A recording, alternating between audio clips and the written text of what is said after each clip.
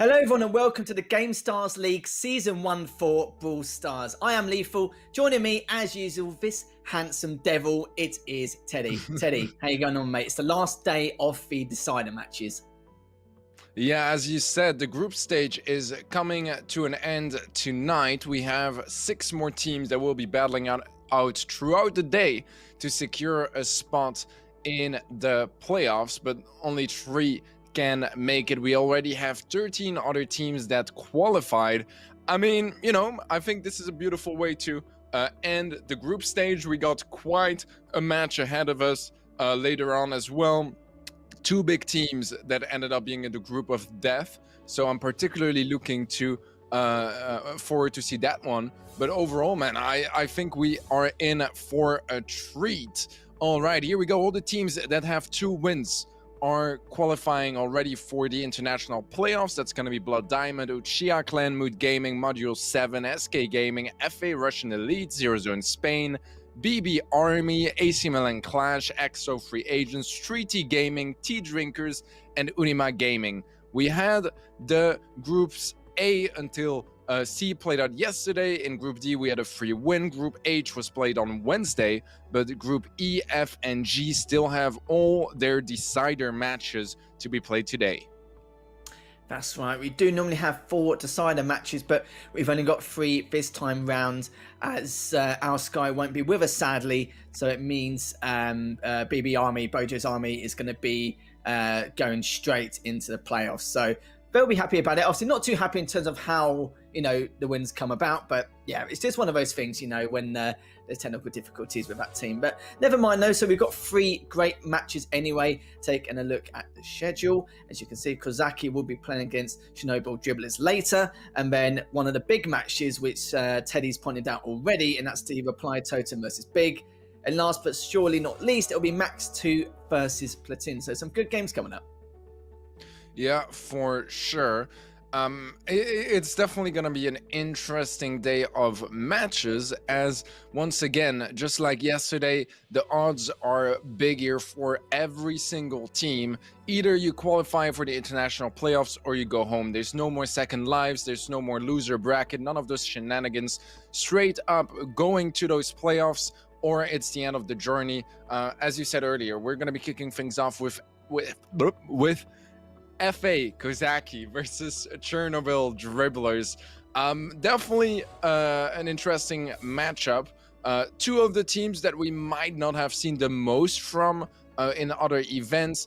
Kozaki, you know, they did manage to pick up a set against AC Milan Clash, so impressive, I would say. They also won their first match, whereas Chernobyl Dribblers, they got swept in their earlier matchup against FA Kozaki 3-0. And they won against a few good men Kazakhstan. But even then, on paper, you know, if you look at those two teams, it was a full-on sweep in favor of Kozaki. I feel like they could do it again this time. Wouldn't surprise me indeed. If you can take a set off against AC Milan, no matter what game mode or map, it just shows signs of life and potential in that team. And it's been a while since we've seen that group. It was actually 2 weeks today that Group E occurred. So you could say a little bit recent, but from the top of my head, I remember Kozaki putting up a much better feat in comparison to what I saw with Chernobyl Dribblers at the start. But we'll have to see what we can do. You know, it's been a couple of weeks, see what improvements have been made. And these are the popular heroes which have come about through most of these players. And, you know, you can see a few already pointing out straight away. The Max with Sem, 7 times, that's a fair amount. You can clearly see that's definitely one of his favourites. For Nord on the Chernobyl side, you've got the Barley 6 times, Gene for 6 times. For Yao or Yuasag, sorry if I pronounced your name incorrectly. But apart from that, you know, pretty much the same or quite similar across the board. Yeah, we have maybe a bit of a more one-sided brawler preferences for FA Kozaki. They really just like that Max, Gene, and Sandy. They've been pulling it in whenever they could. Whereas on the side of Chernobyl Dribblers, maybe a bit more balanced. We do see a lot of Barley coming through from Nald, but for the most part, much more balanced, much more brawlers played on their side. Stats-wise, we're comparing U4 0 and Nald 22. Not that far away, I would say. From the looks of it, there is a bit of a kill advantage or KD advantage on the side of U4O. Also quite a bit more damage, but you know, it could not mean that much because they could be playing different positions, different strategies and brawlers that result in those very different like, you know, stats. Maybe now 22, at least from the looks of it, I would assume he might like some of the closer range brawlers as well, since he's been dying a lot, but also getting quite a bit of kills but less damage.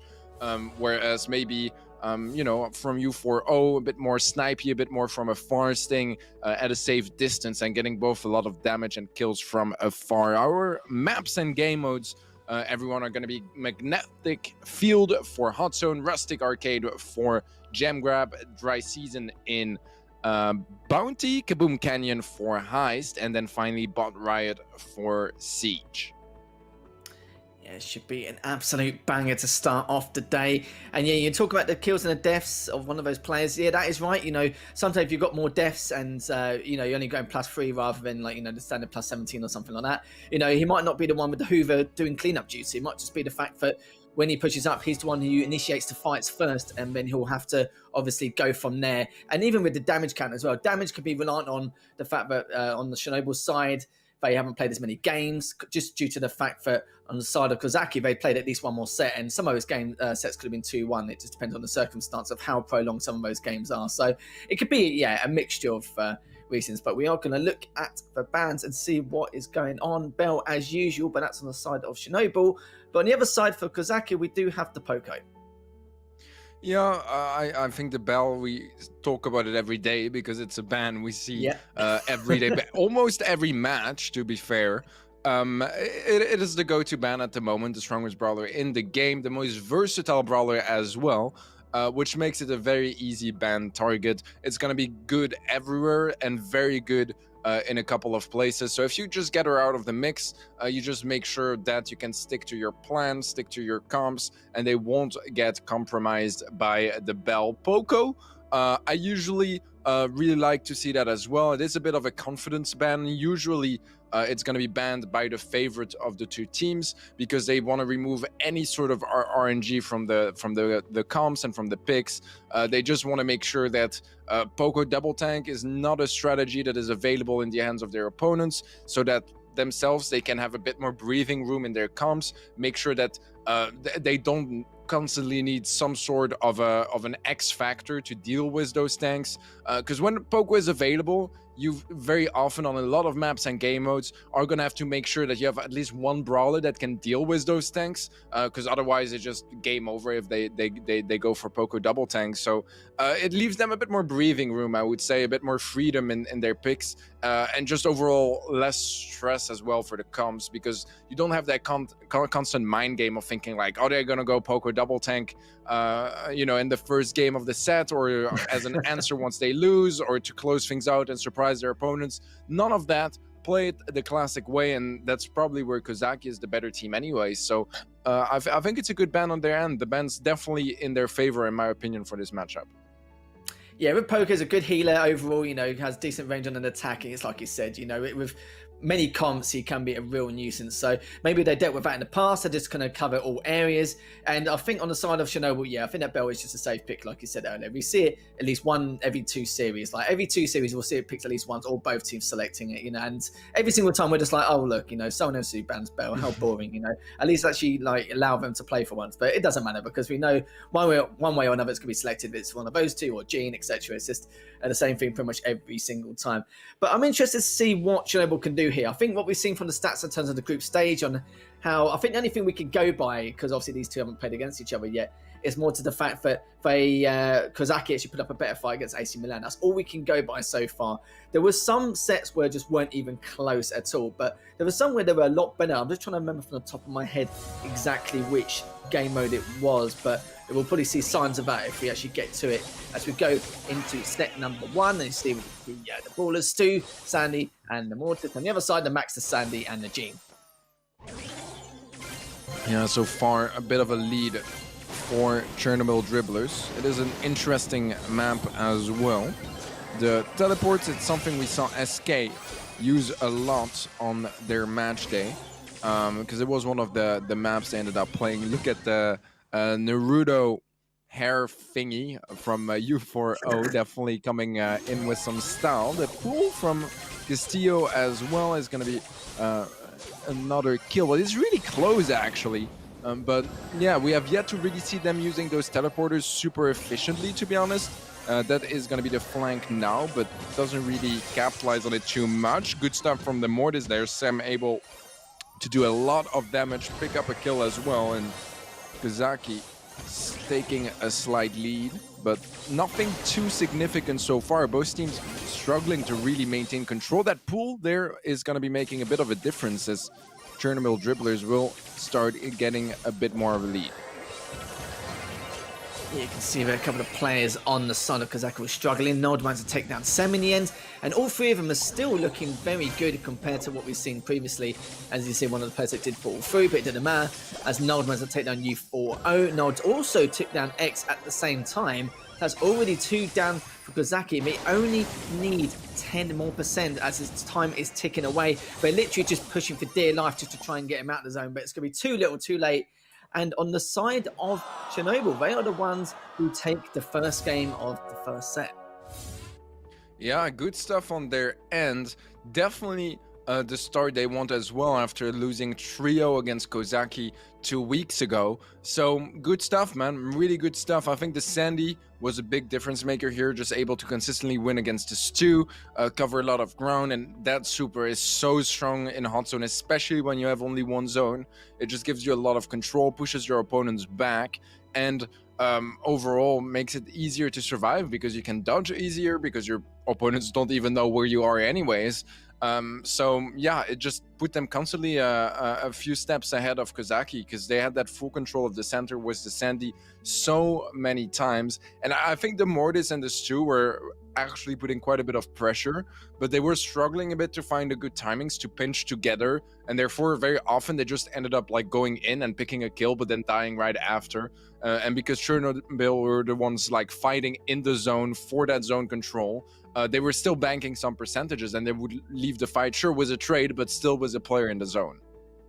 Exactly, yeah. When you've got the zone and you're just basically trading, you're not going to complain too much, are you? So it makes perfect sense. I'll just be interested to see if Kozaki do make any kind of comp change. They did seem a little bit, I wouldn't say passive in any way, just a little bit unorganized in many areas, with some of the things they were trying to do. But you saw on the side of Chernobyl, their bait and switch is very good and making sure they're keeping their teammates alive at all times, always making sure they're putting the pressure on whilst holding that mid side of the map. It was very difficult, and a lot of the time they did have that numbers advantage. I think you saw a few times that on the side of Kozaki, they just got a little bit overzealous and just got a little bit impatient at times. But we'll have to see if there is any more improvements, because there's been quite a few series now where the first set of game one has been a little bit edgy. The pressure does get to them a little bit. The nerves do sway over the course of time in the series. So we'll have to see if they are one of those teams. But I wouldn't say so anyway. They're both quite experienced. Of course, they're not super experienced like some of the teams we have, but nonetheless, they are, pretty good in their own right to a certain extent. But now we just got to see what we're going to happen in game at number 2. And what do you feel like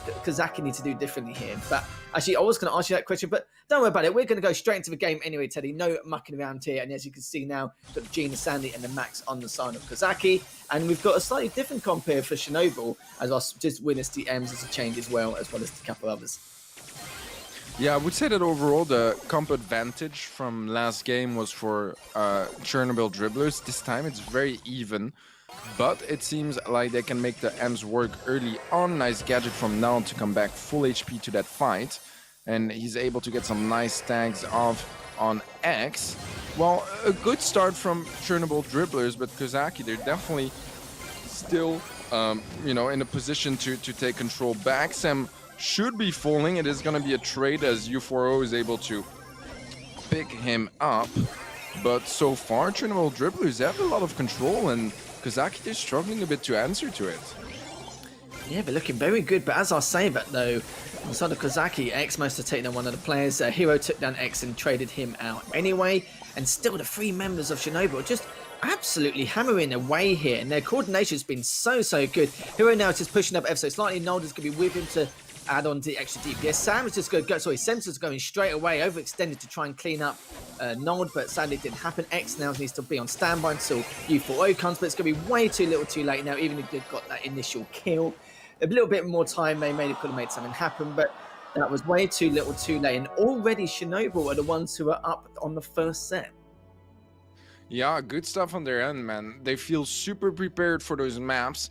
I think that comp-wise, they have always had the upper edge so far. So it just shows they did their homework right. They were absolutely ready for whatever Kozaki were throwing at them. And, going from their match 2 weeks ago where they got swept 2-0 by Kozaki this time around, opening things up is going to be a really nice change in momentum and mentality. They do not feel like they got dominated whatsoever. As actually Chernobyl, it was the complete opposite. They were the dominant team in this one. They captured so much more out of those 2 games, and honestly just able to shut down any attempt of control from Kozaki. Yeah, look at that from Chernobyl. That's a huge amount of pressure in comparison. 42,000 extra damage. That's literally a quarter more of what Kozaki's done. And even if they're not getting all the kills which is necessarily required, it's just keeping them back was holding that zone. It's all about delaying time, isn't it, at the end of the day, whilst you're controlling that centre part of the map. But what I like from Kozaki, even though they did lose both those games in the set, they were still trying to put the pressure on. They were trying to go aggro. They weren't just, sitting back and just playing it really slow to try and figure a way out around them. But I just felt like they ran out of ideas. Nothing worked, and they just got a little bit fed up towards the end because they kept losing on that numbers game so many times on numerous occasions. And we are going to go on set number 2, which is Rustic Arcade on Gem Rush. And then we do have Bounty on Dry Season afterwards. But Chernobyl, from what I've seen so far, looking very solid, much better than what we thought. We probably would have predicted Kozaki to take this series just due to the fact that from what we've seen from the past results. But they also could be a little bit wrong here. We'll have to see, as the borders in terms of the comps are pretty much the same, apart from the Colt from Sem and the 8-bit on the side of Chernobyl. But so far, both teams are just trying to put on the early pressure. Kozaki with the early lead. Yeah, this is going to be much better for Kozaki for this map, just because the brawler pool is much smaller here. There are not a lot of brawlers that are meta, and pretty much all of them are getting played right now. So you have a bit less room to go for fancy picks and try to, get that natural advantage from the comps. So this time around, it's looking much better already. 4 gems secured by Kozaki, 2 more available here, and they're getting closer and closer to the countdown. Chernobyl Dribblers, they had like 2 seconds to pick up 2 gems, but that's about all the control they had this game. This is completely different from what we saw from set number 1. Literally the opposite end of the spectrum is now Kozaki still looking very good, but Chernobyl now they're running out of time and just trying to find a decent flank if they can. But the cult from Sem has just been doing so much damage and just keeping them at bay. Again, got another tag on Hero, and Nold is just trying to figure out what he can do. He can't really do much here. All he needs to do is hold his position and wait for his other 2 teammates. But as I say, that U40 actually took down Nold in the end. It's going to be a 2v3 as we're going to try and push up. But I think U40 and Sem realise to keep their distance. There's nowhere near enough time for them to even push any more forward or even try and take him down. And look at U40's loving life. He's like, yeah, we've just done that, no problem. And Sem, again, with that cult play, just getting those flanks on the damage, the range, everything he did was just perfect. Yeah, I do want to say that I think there may have been a bit of a misplay from the Nani on the side of Chernobyl Dribblers, because he got the tag onto Kozaki's Nani with the peep. There was a return to sender popped by the Nani in Kozaki, which means that he takes 20% of the damage, sends 80% back, but he didn't, like, how can I say this? Basically, normally what happens is that if you get the tag with the peep, there's return to sender going, it sends it back to you, but then you send it back to him and you finish off the kill because the damage adds up and that's enough to pick up a full kill. What happened here is that he just didn't pop it on the side of Chernobyl Dribblers, so he got tagged up. He popped it like a second later, which did mean that someone else, like randomly from Kozaki, hit him, and there was the return to sender. But it could have been so much more valuable if he popped it in time and actually secured that kill. So maybe a bit of a misclick. Maybe he didn't see that it was popped by Kozaki. Not entirely sure. Maybe he had it on cooldown, although I doubt that. Not entirely sure what happened there for him, but what did is that he didn't get that kill and it could have stopped the countdown. Yeah, it's definitely debatable about what you spoke about regarding that situation. It's a bit of a shame, really, because, like we said earlier, like the difference it was from set 1 compared to set 2 is just like night and day, and it's just ridiculous to say the least. And even then, though, they had map control for like not even the majority, literally the whole time. The only time they didn't is when they pulled back, which obviously you need to anyway if you're playing for time. But saying that, though, Hero is on the right side with that Piper, and is going to see if he can get any damage done, but 336 HP, needs to try and back away. Sam is just trying to re-heal, still sticking with the cult, mind you, because he can clean up Hero if he can. 64 HP short. Oh my goodness, Hero still managed to clean up Senden. I don't know how he even managed to do that, considering the circumstances he was in. And Castillo took down X, so looking a bit better now for Chernobyl, even though the gem has tied. Yeah, U40 gonna be surviving off the heals from X, but he did take quite a bit of damage. That's gonna feed a super for Nald 22. Nald getting some really good tags from afar, applying a lot of pressure, and in the meantime, CD, they're able to pick up a couple of gems in the center. The peep from U40 able to take down the Byron. That will create a bit more space, a bit less heals as well. X is going to be next to full. Can't quite pick up Hero before he gets taken out. And gem-wise, it is quite close, but Chernobyl Dribbler is in the lead. And look at the amount of control they have there on the left-hand side.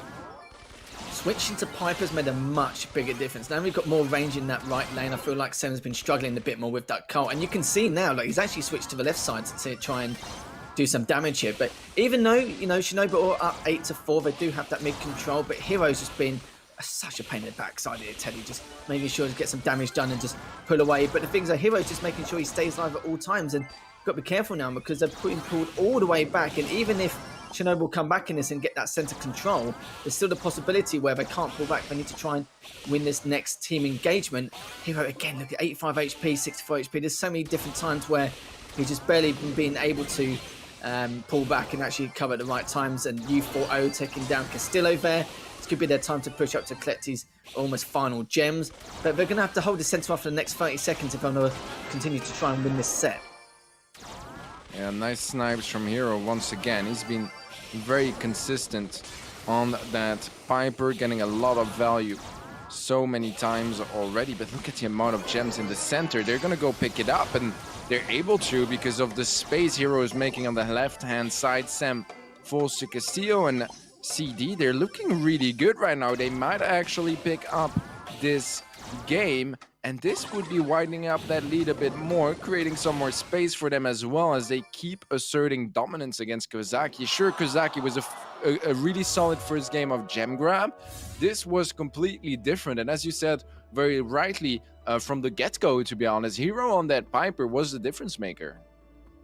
It certainly was indeed. Yeah, Sem just was struggling on that Colt on, numerous occasions. There was one engagement in particular where Piper was literally so weak you can tickle him and he'll actually get taken down. And he missed most of his shots, and Piper literally, so I think it was Heroes playing Piper, who actually, shot him twice and took him down, and even got to a point where Sem felt like he had to switch lanes. He had to go to the far left instead to make something happen. But Piper picked up on that straight away. The team on Chernobyl switched lanes and then managed to continue to counter the picks in terms of the comp. So, I can understand Sem's idea of, switching lanes. If he did it maybe earlier, like, towards the first engagement and noticed that he was in big trouble, if he switched to the left lane or in center, it would have been a bit of difference. But Chernobyl would have just done the exact same thing and just would have switched as well. It's just depending on how quickly they'd be able to adapt. Yeah, I think we can expect a switch here from Kozaki. Maybe bringing in a Piper of their own.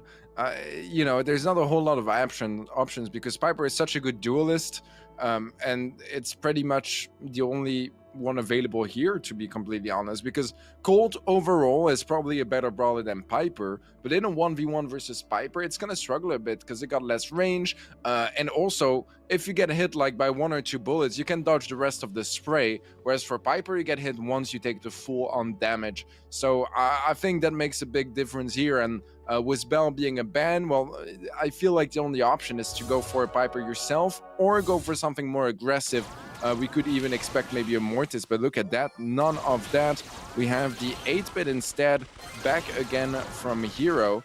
I'm a bit confused, to be honest, because they went for the 8-bit in the first game of the set and didn't stand a chance in that game. So we'll see if the execution is going to be any better, because otherwise I could see Kozaki actually taking the set because of that.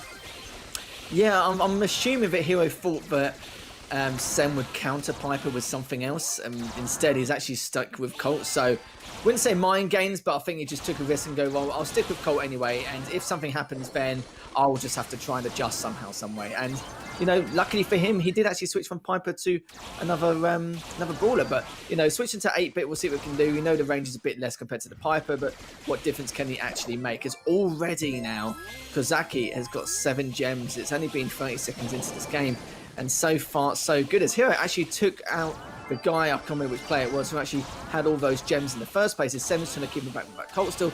X is still looking to see where he can help out, but he's just making sure it doesn't get taken down again. As U4O pushing to see what he can do, see if he can at least do some damage to one of these players. But again, X holding that centre half and knows that 10 gems is going to come up any second now, and is going to have to pull back very soon. Yeah, I just want to point out with that peep from U4O, he managed to just bait Castillo's return to sender, because Castillo thought he was going to have to tank it. So a bit of a waste of a gadget, but a really good play from Kozaki. And they will take this game there for this set. And honestly, I'm going to be blaming the come from CD. I don't know why they would bring the 8-bit back. Like, they didn't stand a chance in game 1. And, game 2, they play much, much better with the Piper. Game 3, they decide to go for the same strategy that didn't work at all. And it still doesn't work at all. I don't really know what the plan was here.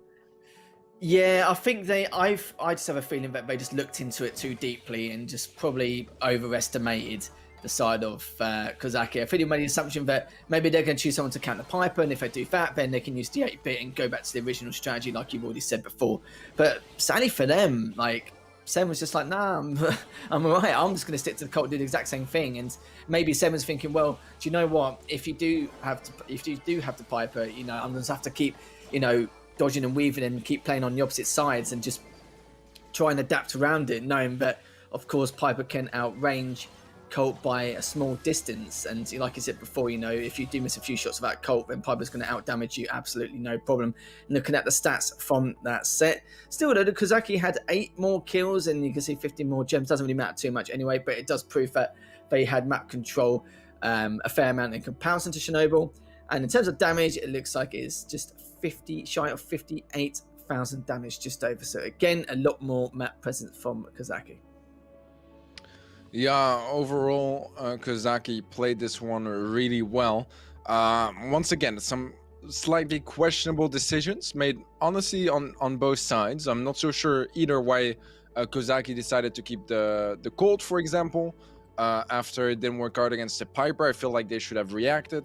But once again, because Chernobyl just decided to move back to the strategy that didn't work, it actually went in favor of Kozaki. So a bit of an odd turn of events to close out that set, but Kozaki, honestly, the 2 games they won were super convincing. The closer game did go to Chernobyl, but in the end, set for Kozaki means we're all tied up 1-1 in sets, as we are going to be moving on to dry season for Bounty. Once again, a pretty open map, but the little cover you have in the center area can go a long way. We've seen people playing a lot of throwers on this map as well, just because those single couple of boxes in the center were enough cover for them to eliminate the angles on their opponents. And this is gonna be indeed double thrower plus roughs on the side of Kozaki. CD go for the Gene, Max, and Tick. So definitely an interesting couple of brawlers on the map. I feel like the roughs buffing up that Sprout can go a long way, just to a point where it can tank so many shots from the Tick, for example, and push forward. With the shield especially, it's gonna be very hard to take him down. Max, I really like it. It works super well with Jean, I think everyone knows that. But with the Tick, I feel like the affinity is not that strong, so we'll see how that works out. Here almost picks up Sam, but last hurrah from Sam will keep him alive, and we stay on that 1-star lead for now. It's a difficult discussion with the Tick, because it's like you said, we can use it to keep the distance, that's literally about it, and it depends on the circumstances. It's probably using it specifically just for this mode only. And as you can see now, Chernobyl are on the back foot. It's only 1-0 so far, but both teams have been playing this very cautiously, just trying to weave out some of his attacks, just trying to stay alive if they can. But look at that though, you saw there, but U40 took down Castillo there. I think Castillo realised he pushed up way too fast, so decided to push up a bit further just to try and hopefully, get some damage done on one of these players so that he can finish him up afterwards. But it just wasn't going to happen. And Kozaki now still looking very, very strong. 20 seconds left. Chernobyl, we're going to have to try and make this push. Castillo is still a little bit weak here and was tempted to flank around that left lane, but decided to back away and wait for Noel and wait for Hero to come through. But Castillo has pushed through, but he's got so weak here. Will anyone actually be able to take him down? His Hero has been cleaned up by U40, and both U40 and X is holding that bottom right side. Too little, too late. And Kozaki are the ones who take the first game of set 3. Yeah, we had a nice switch of momentum there for Kozaki as they now take 3 games in a row. It's honestly looking pretty solid on their end. I have to say their comp was really good. I think it was very well thought out, to be honest, because you have those throwers that do leave a bit of a weakness facing a Gene, where if Gene can hit a pool, it's going to be so devastating because they just can't do anything up close, right? But the thing is, with the roughs, you can put those sandbags, which will get pulled instead of you if they're in front of you. So you can use it as cover. It has quite a bit of HP, and it covers a lot of ground. So overall, really solid team composition from Kozaki. I do think we could have seen a different scenario happen if Chernobyl's Gene hit his pull, because he did miss it in that fight. And yeah, it was just really difficult, because if he hits the pool, that's a bit of a begin to a snowball effect, right? You pull a guy, first of all, you take the lead in stars. Secondly, you're already like halfway through towards your next pool, so you keep the momentum going and you're just able to shut them down. Here, because he completely missed it and went even down himself, it meant that first of all they widened up the lead for Kozaki, and then coming back to the fight, he was at 0% of his super reloaded. It was going to take a long time to get it again, and just, you know, the opportunity was gone. Yeah, it certainly was. And you know what Bounty can be like anyway. When someone gets a 1-0, 3-0 lead, literally they're just on the back foot and just playing that passive setup. And Kozaki literally did it straight away. But no reason to try and go full map control, is there? Just literally waiting for them to make the first mistake, which they did. You saw near the end that Hero was trying to push up with, I think it was, I'm trying to think of my head, I think it was Castillo at the time, but Castillo was so weak by the time he pushed forward. He didn't have enough space to bait and switch with Hero, and then they both got taken down sadly. But we're going to see what they could do here as, of course, you can see Kozaki up 1-0, and also up 1-0 in this set. As Seven now taking down a little bit of damage. He's going to pull back ever so slightly, even though they're both in that mid control, but they're going to pull back and see what's going to happen. You can see now though, Hero still take a bit of damage from Semna. It's that Mortis is doing a fair bit of damage, but we have to see what more they can do here. As you can see that Shinobu have stuck with that tick as well as the Max. But you can see now that Kozaki have actually playing a lot more, well, they were playing a lot more aggressive onto their side compared to before, but now they're up, you know, especially on Bounty, Hero just needs to be a bit careful on when he wants to try and push. He's being pulled anyway, and X gets another kill to his name. Yeah, once again, Castillo is going to miss a pool, and it's not the first one this set, and it's been quite costly to his team every time.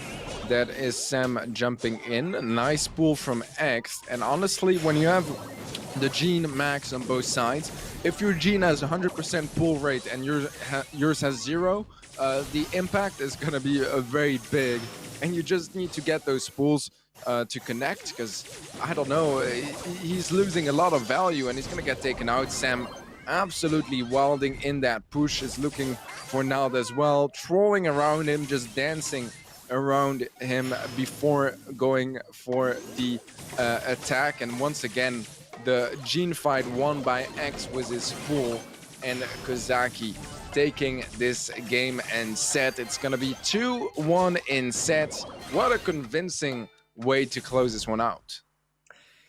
Yeah, that was a dominant performance on Bounty. We don't really see that too often, and yeah, compared to that first game, 21-0, not even taking a death, that's ridiculous. I don't know if I'm Shinobu and I actually want to see those stats overall, because I definitely wouldn't fall that set, but we have to anyway, so I'm afraid it is tough. But we'll have a quick look at the highlights now. But what you've seen so far, what do you feel like for the game mode on Bounty, what do you feel like Kozaki did better in comparison to the other modes? Do you feel like they're a lot more structured in comparison to what Shinobu are doing, or do you feel like Shinobu overextend on the odd occasion, or maybe just the comps overall?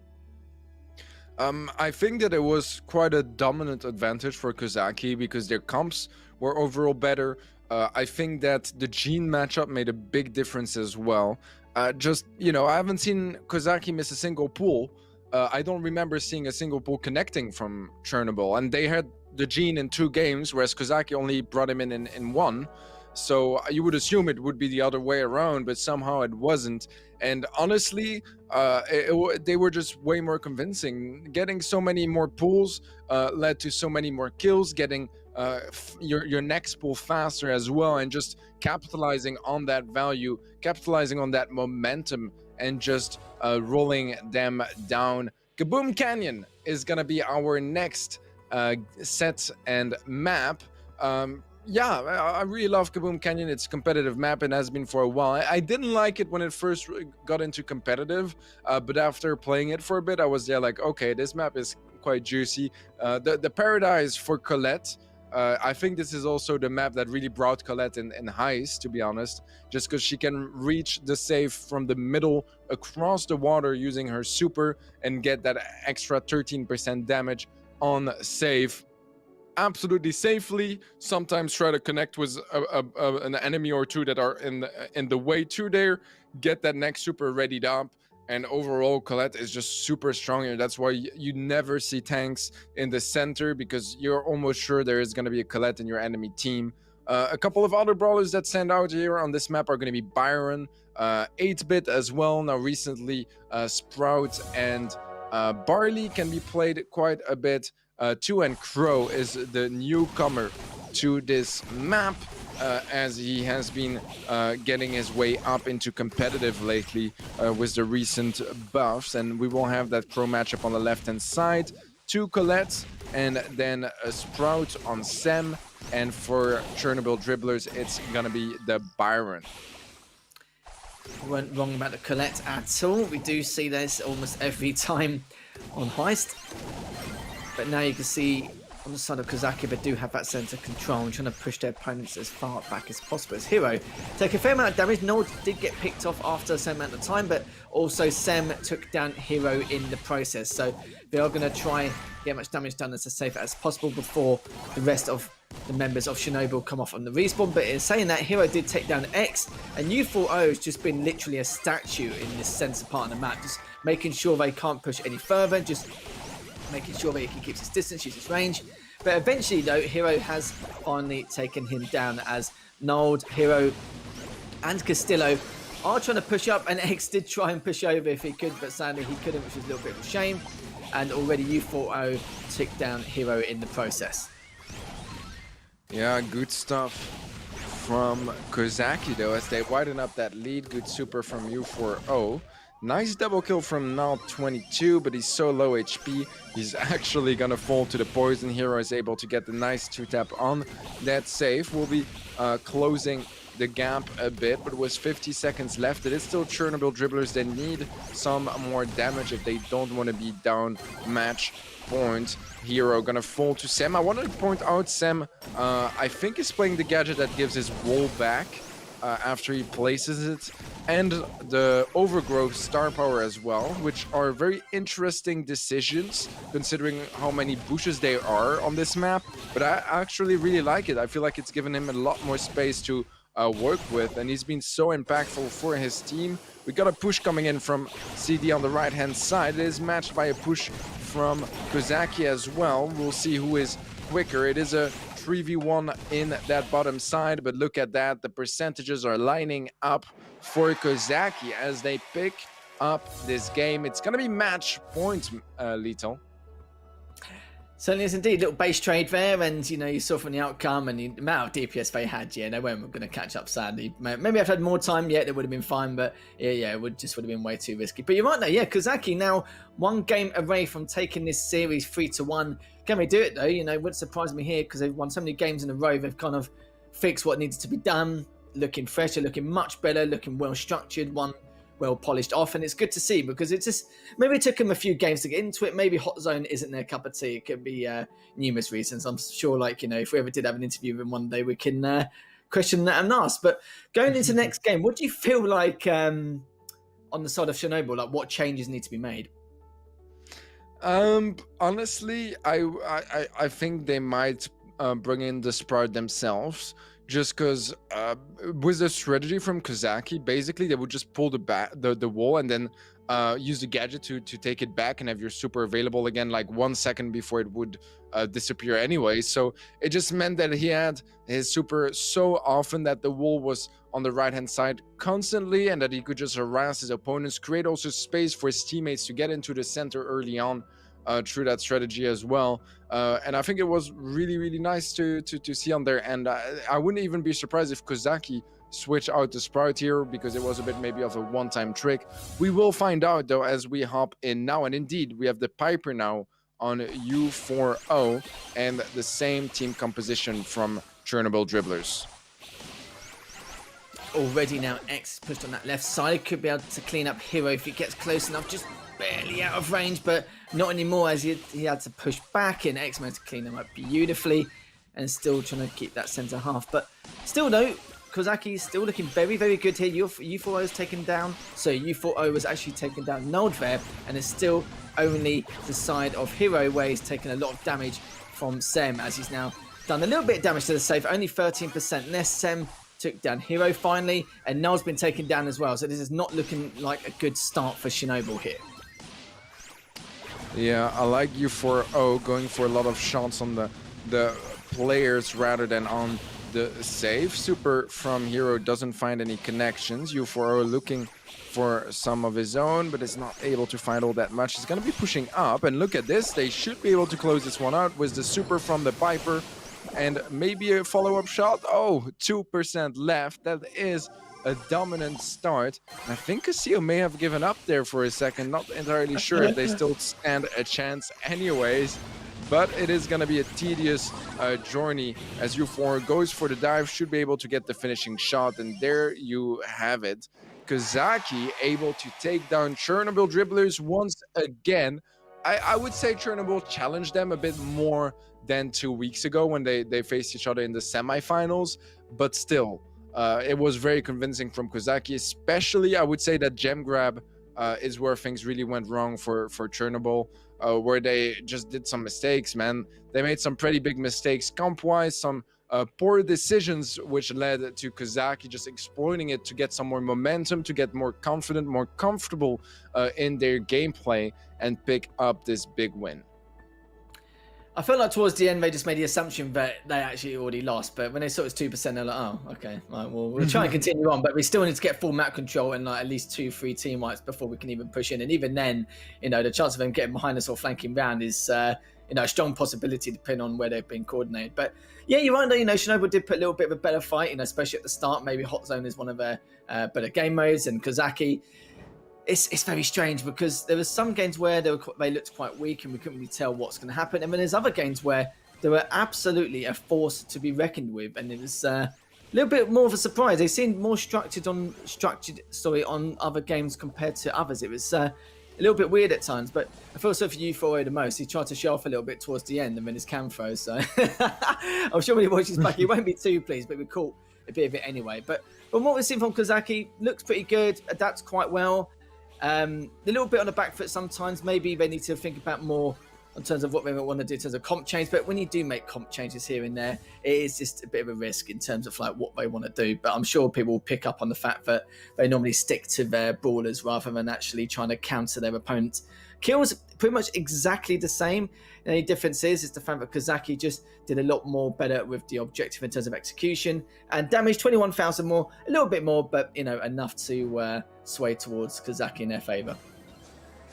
Yeah, I think they played the objectives very well. Honestly, I'm not entirely sure why that first set went to Chernobyl Dribblers, just in the sense that Kozaki looked like a whole different team in the sense after that one. It could be the map that they just don't know very well. It could be some poor brawler picks, that kind of stuff. But after that gem grab started off and Kozaki really showed what they were made of. Sure, they picked the set up with a 2-1 victory. CD was able to snag this one away as there were so many gems in the center from a kill from earlier. And yeah, honestly, after that game, we never really saw Chernobyl Dribblers on the map again. They just looked a lot more bleak, were really struggling to find any value, and Kozaki just started rolling them down in every game mode, in every map. I think, once again, for Bounty, the gene pools were just so much more impactful from Kozaki. I think they had like 4 or 5 pools in one game, whereas Chernobyl Dribblers maybe had 1 successful pool out of 2 games playing Gene. So the difference was absolutely massive in value. And overall, Kozaki, they just started playing much, much better after that initial hot zone set. And at some point, Chernobyl Dribblers, they weren't able to catch up anymore. Yeah, I kind of feel like in that last set as well, Chernobyl, it's a bit of a strange one, really. I feel like they're a lot more demoralised and deflated in comparison. It's not like I'm trying to say that they pretty much lost before the fourth set even started, but they did seem a little bit deflated, which is a little bit of a shame there. But you're right, though. They did put up a much better fight in comparison, and these are the overall series stats. As 15 more kills goes in the way of Kozaki, just under 75,000 more damage. But in terms of the hero picks, not completely standard, because we've had some off modes, you know, for the first few. See the Byron, the Max, and we also see like ones like the Colt as well. I think we saw all 3 times actually in the in set number 2. So it's obviously snuck his way into the best heroes department. But Kozaki looking good. I'll be interested to see how they do in the playoffs. Congratulations to them. Chernobyl, commiserations to them. They played well, but certainly just was not good enough for them. But Kozaki, be interested to see what their future holds. Yeah, I think they can have a pretty bright future in the playoffs. For a second seed team, comparing to the other second seed teams, I feel like they definitely stand a chance. What is going to be tougher is that they will be facing a first seed team, and those are not to be messed around with. In their group, it was AC Milan Clash, so it just shows you a bit of what to expect in those playoffs. That is going to be our first match of the day done, with Clash and Kozaki qualifying out of Group E. We will have 2 more matches to go, 2 more groups where we still need to find out which teams will be joining in. That also only means that we will have 2 more teams to join the international playoffs. That's right, indeed. We're meant to have 4 decider matches. If you're just joining us, we've just had the first series all done and dusted between Kozaki and Chernobyl Dribblers, with Kozaki taking it 3-1 after Chernobyl were actually at 1-0, but in the end they lost it 3-1 anyway. But let's focus on the next match and consider how these teams got here. Now, Teddy, we spoke about this a few days ago, saying that this literally was the group or death. Like, look at the names: Reply Totem, Bunkery Sport, but the main ones, XO, Big, huge teams here, all stuck in one group. A few of them could be favourites to even potentially win this entire tournament. But you saw that XO managed to nice and cleanly won the first one 3-0 against Big and won the winners match 3-0. But between these two overall on Big and Reply Totem, this is going to be a huge one, because Big, I do feel like, have a slight advantage in terms of like the experience and having to prove themselves and prove their worth, especially with the pickup of Big. But let's look at the names though. You got Brazer, Mauricio, Maru, and then on the other side you got Lars, Nadine, Sugar Snort. Some really good players here competing in this next series. And just looking at the brawler picks overall, you can see Nadine with the max for 7 times. Clearly is one of his favourites. Sugar Snort with the Gene 6 times. But in all fairness, on the side of Reply Toads are not really too much, unless you class like maybe Stu as 4 and you see Tick and Ruffs as 3. It's not really a huge amount there, but just pretty similar across the board on the side of Reply Totem. Yeah, that's very interesting, to be honest. We have a lot of brawlers we just don't even see usual on the popular heroes tab. On the side of Reply Totem, like the Mortis is in there, the Ruffs as well. They're brawlers that are played, but we haven't seen that much Stu in a lot of other matches. So just having him, for example, not banned for 1 match is going to be making a big difference in which brawlers you see or not in that popular heroes graphic. Head-to-head, Soy de Breza on the side of Totem, Lars for Big. I mean, it is interesting.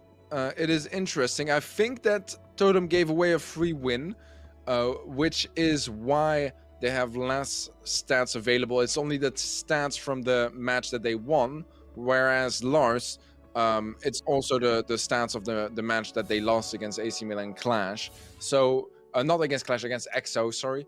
So yeah, it's a bit difficult to really analyze it, because on one side you have a team that won 1 match, on the other one you also have the loss to add up to those stats. To take that into account, we have our bans, guys. It is going to be Bell and Stu. I think they make a lot of sense. We saw that Totem really liked to bring in that Stu whenever it would not be banned. So Big going for the Stu ban. I think that's really good, because it is a really strong brawler overall, but we also know that specifically Totem like to play it. Bell, per use, just really strong at the moment, pretty much everywhere. It's just a good ban. You just want it out of there. You just want to make sure that you don't have some sort of an advantage because your opponents know some strats that you don't.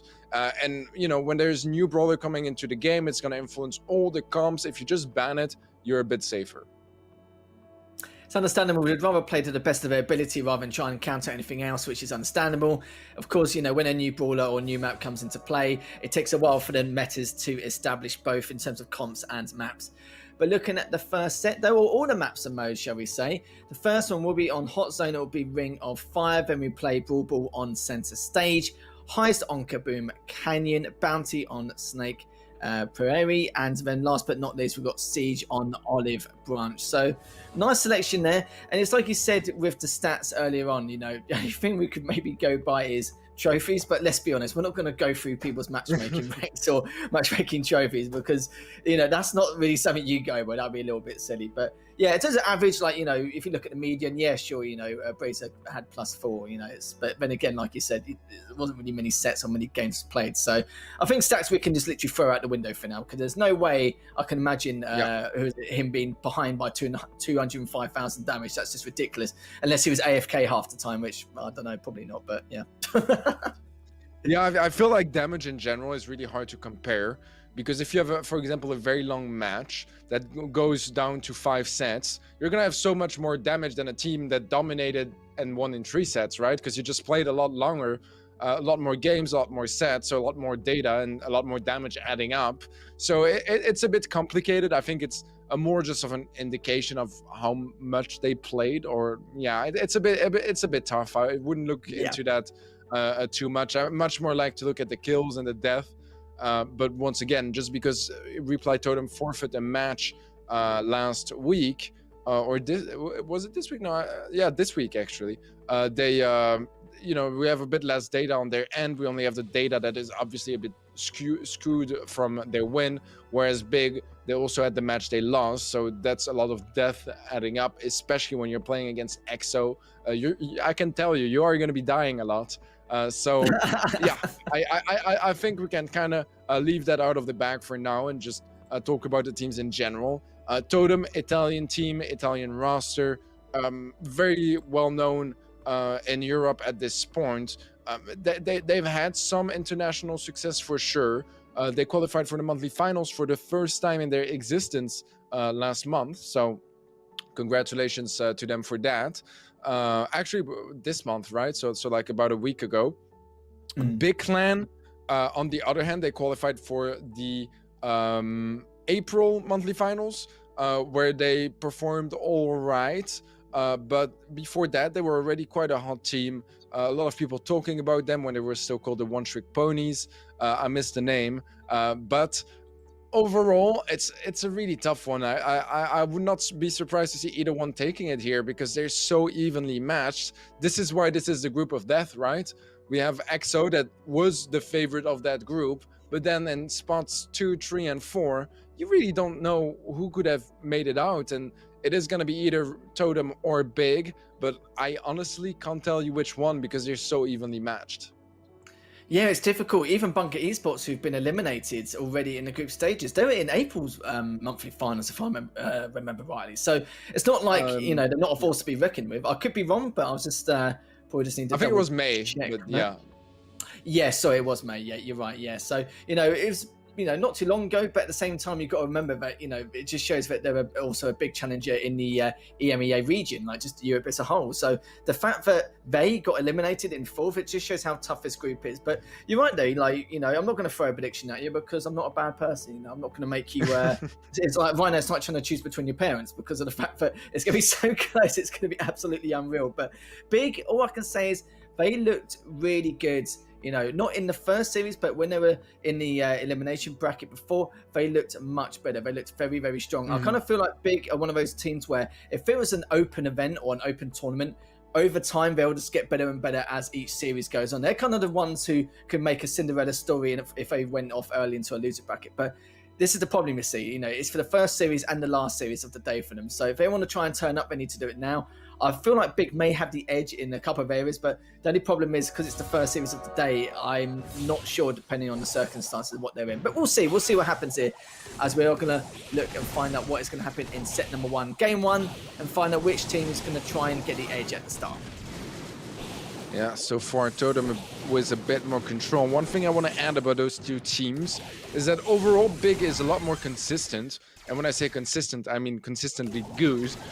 Whereas Totem, I feel like they might have a bit of a higher cap. So when they're playing well, I do think they can beat Big and have some really good chances in this match. The problem is Totem tends to be a lot less consistent, and they will have some amazing performances beating some top teams, and then the next day they will get swept by a tier 2 team and look like they didn't stand a chance. So we'll see which kind of day it is for Totem today. As so far they have a pretty sizable lead. Mari gonna be gliding his way into the hot zone, but will actually TP back the kill from Nadine in the end.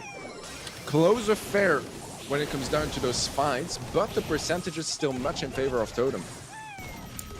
Certainly is indeed. 46% in favor of Totem to 23, as they're still continuing to increase that lead. Mori just being an absolute pain with that 8-bit damage count as well. And you can see Lars is actually pushed in from the side, managed to catch him there, as now Nadine's trying to push in as well to clean up Mori, but doesn't get the chance. And now the entire team of Big have to push all the way back here.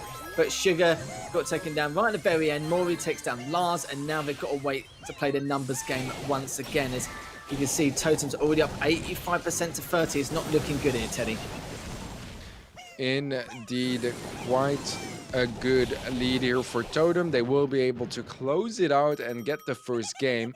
Oh, Nadine just walking off on us, getting out of the room to do I don't know what. But yeah, I have to say Totem played this one really well. I do feel like Lou was maybe a bit of a weak link on the side of Big. It was struggling a lot to find value.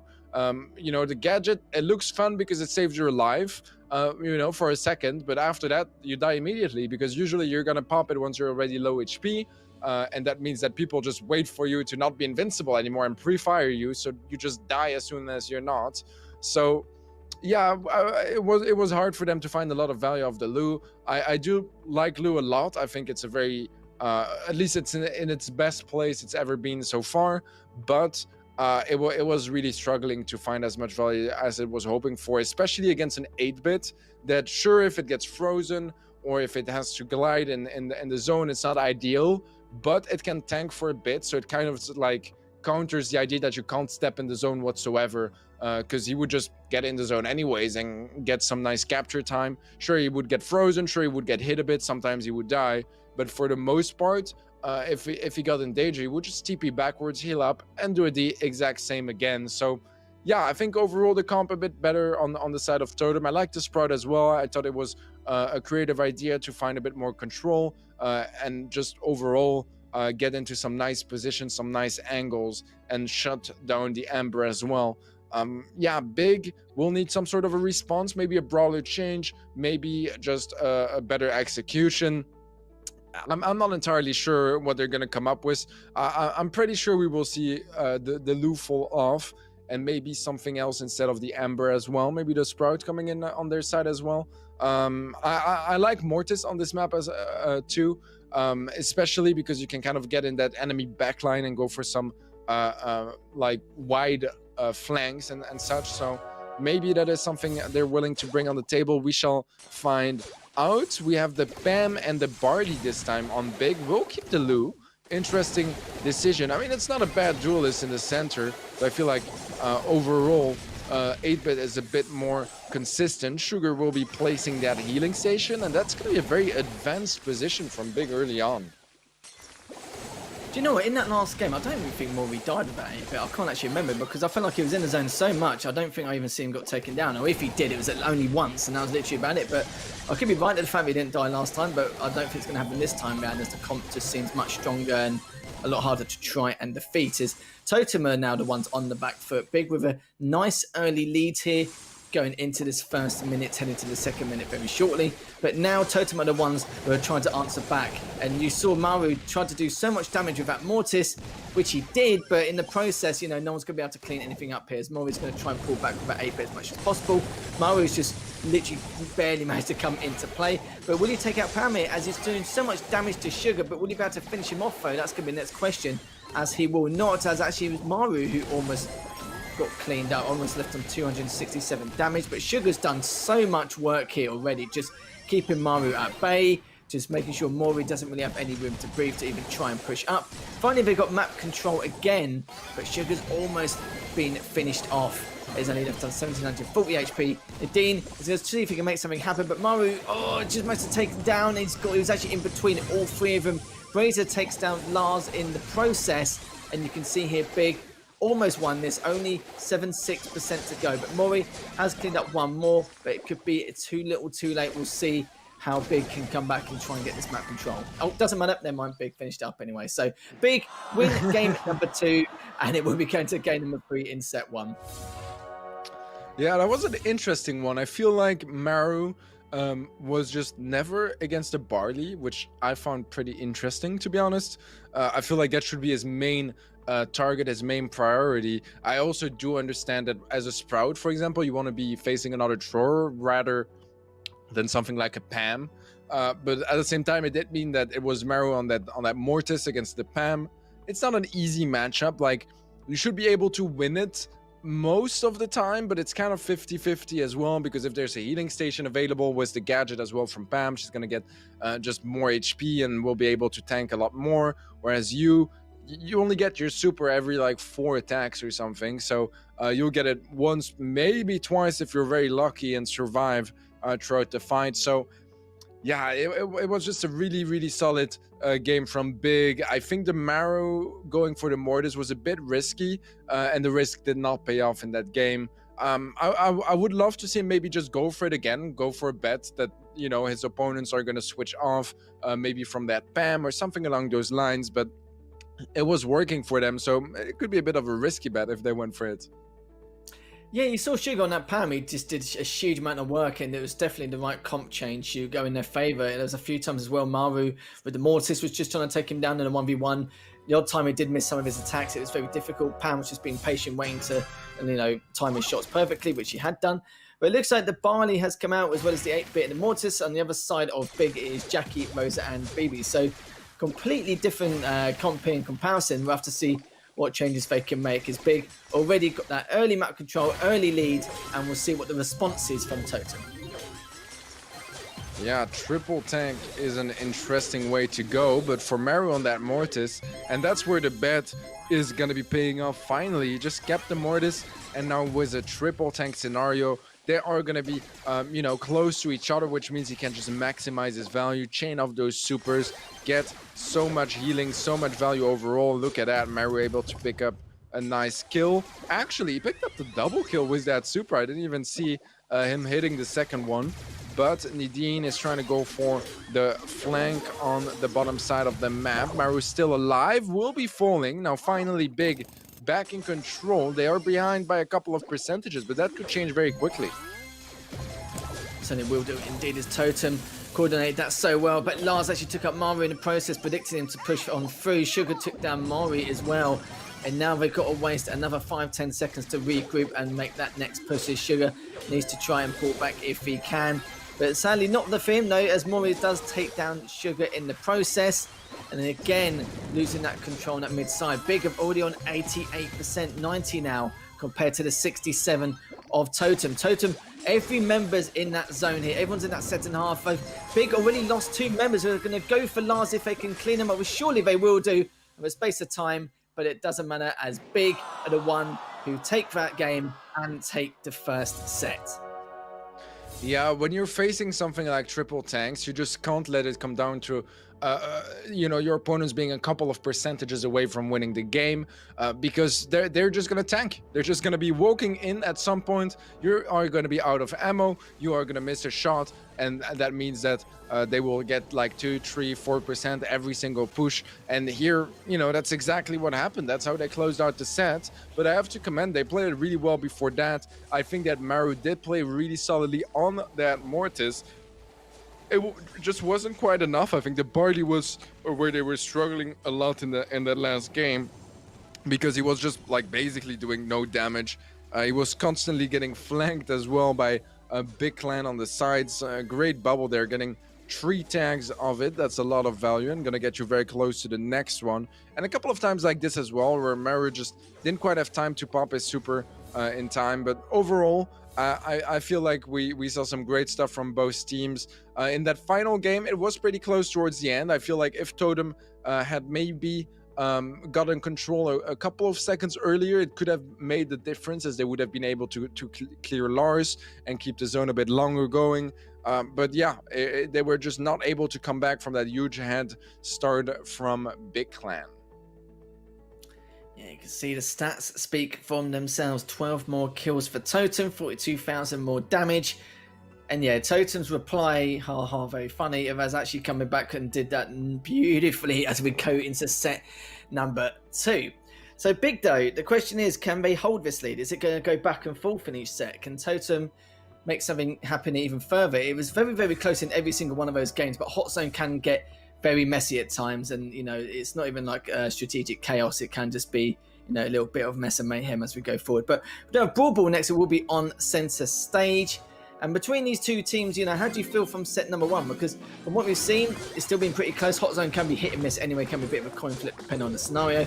But we're going through. We've got the Frank, the Poco, and the Rosa on Big, and the BB, Poco, and Mortis on the side of Totem. But already, as I'm explaining the Brawlers, Totem have already scored for the first time, and then potentially the second time now, as we're going to head into our second minute very soon. Yeah, look at this though. Good push coming through from Big.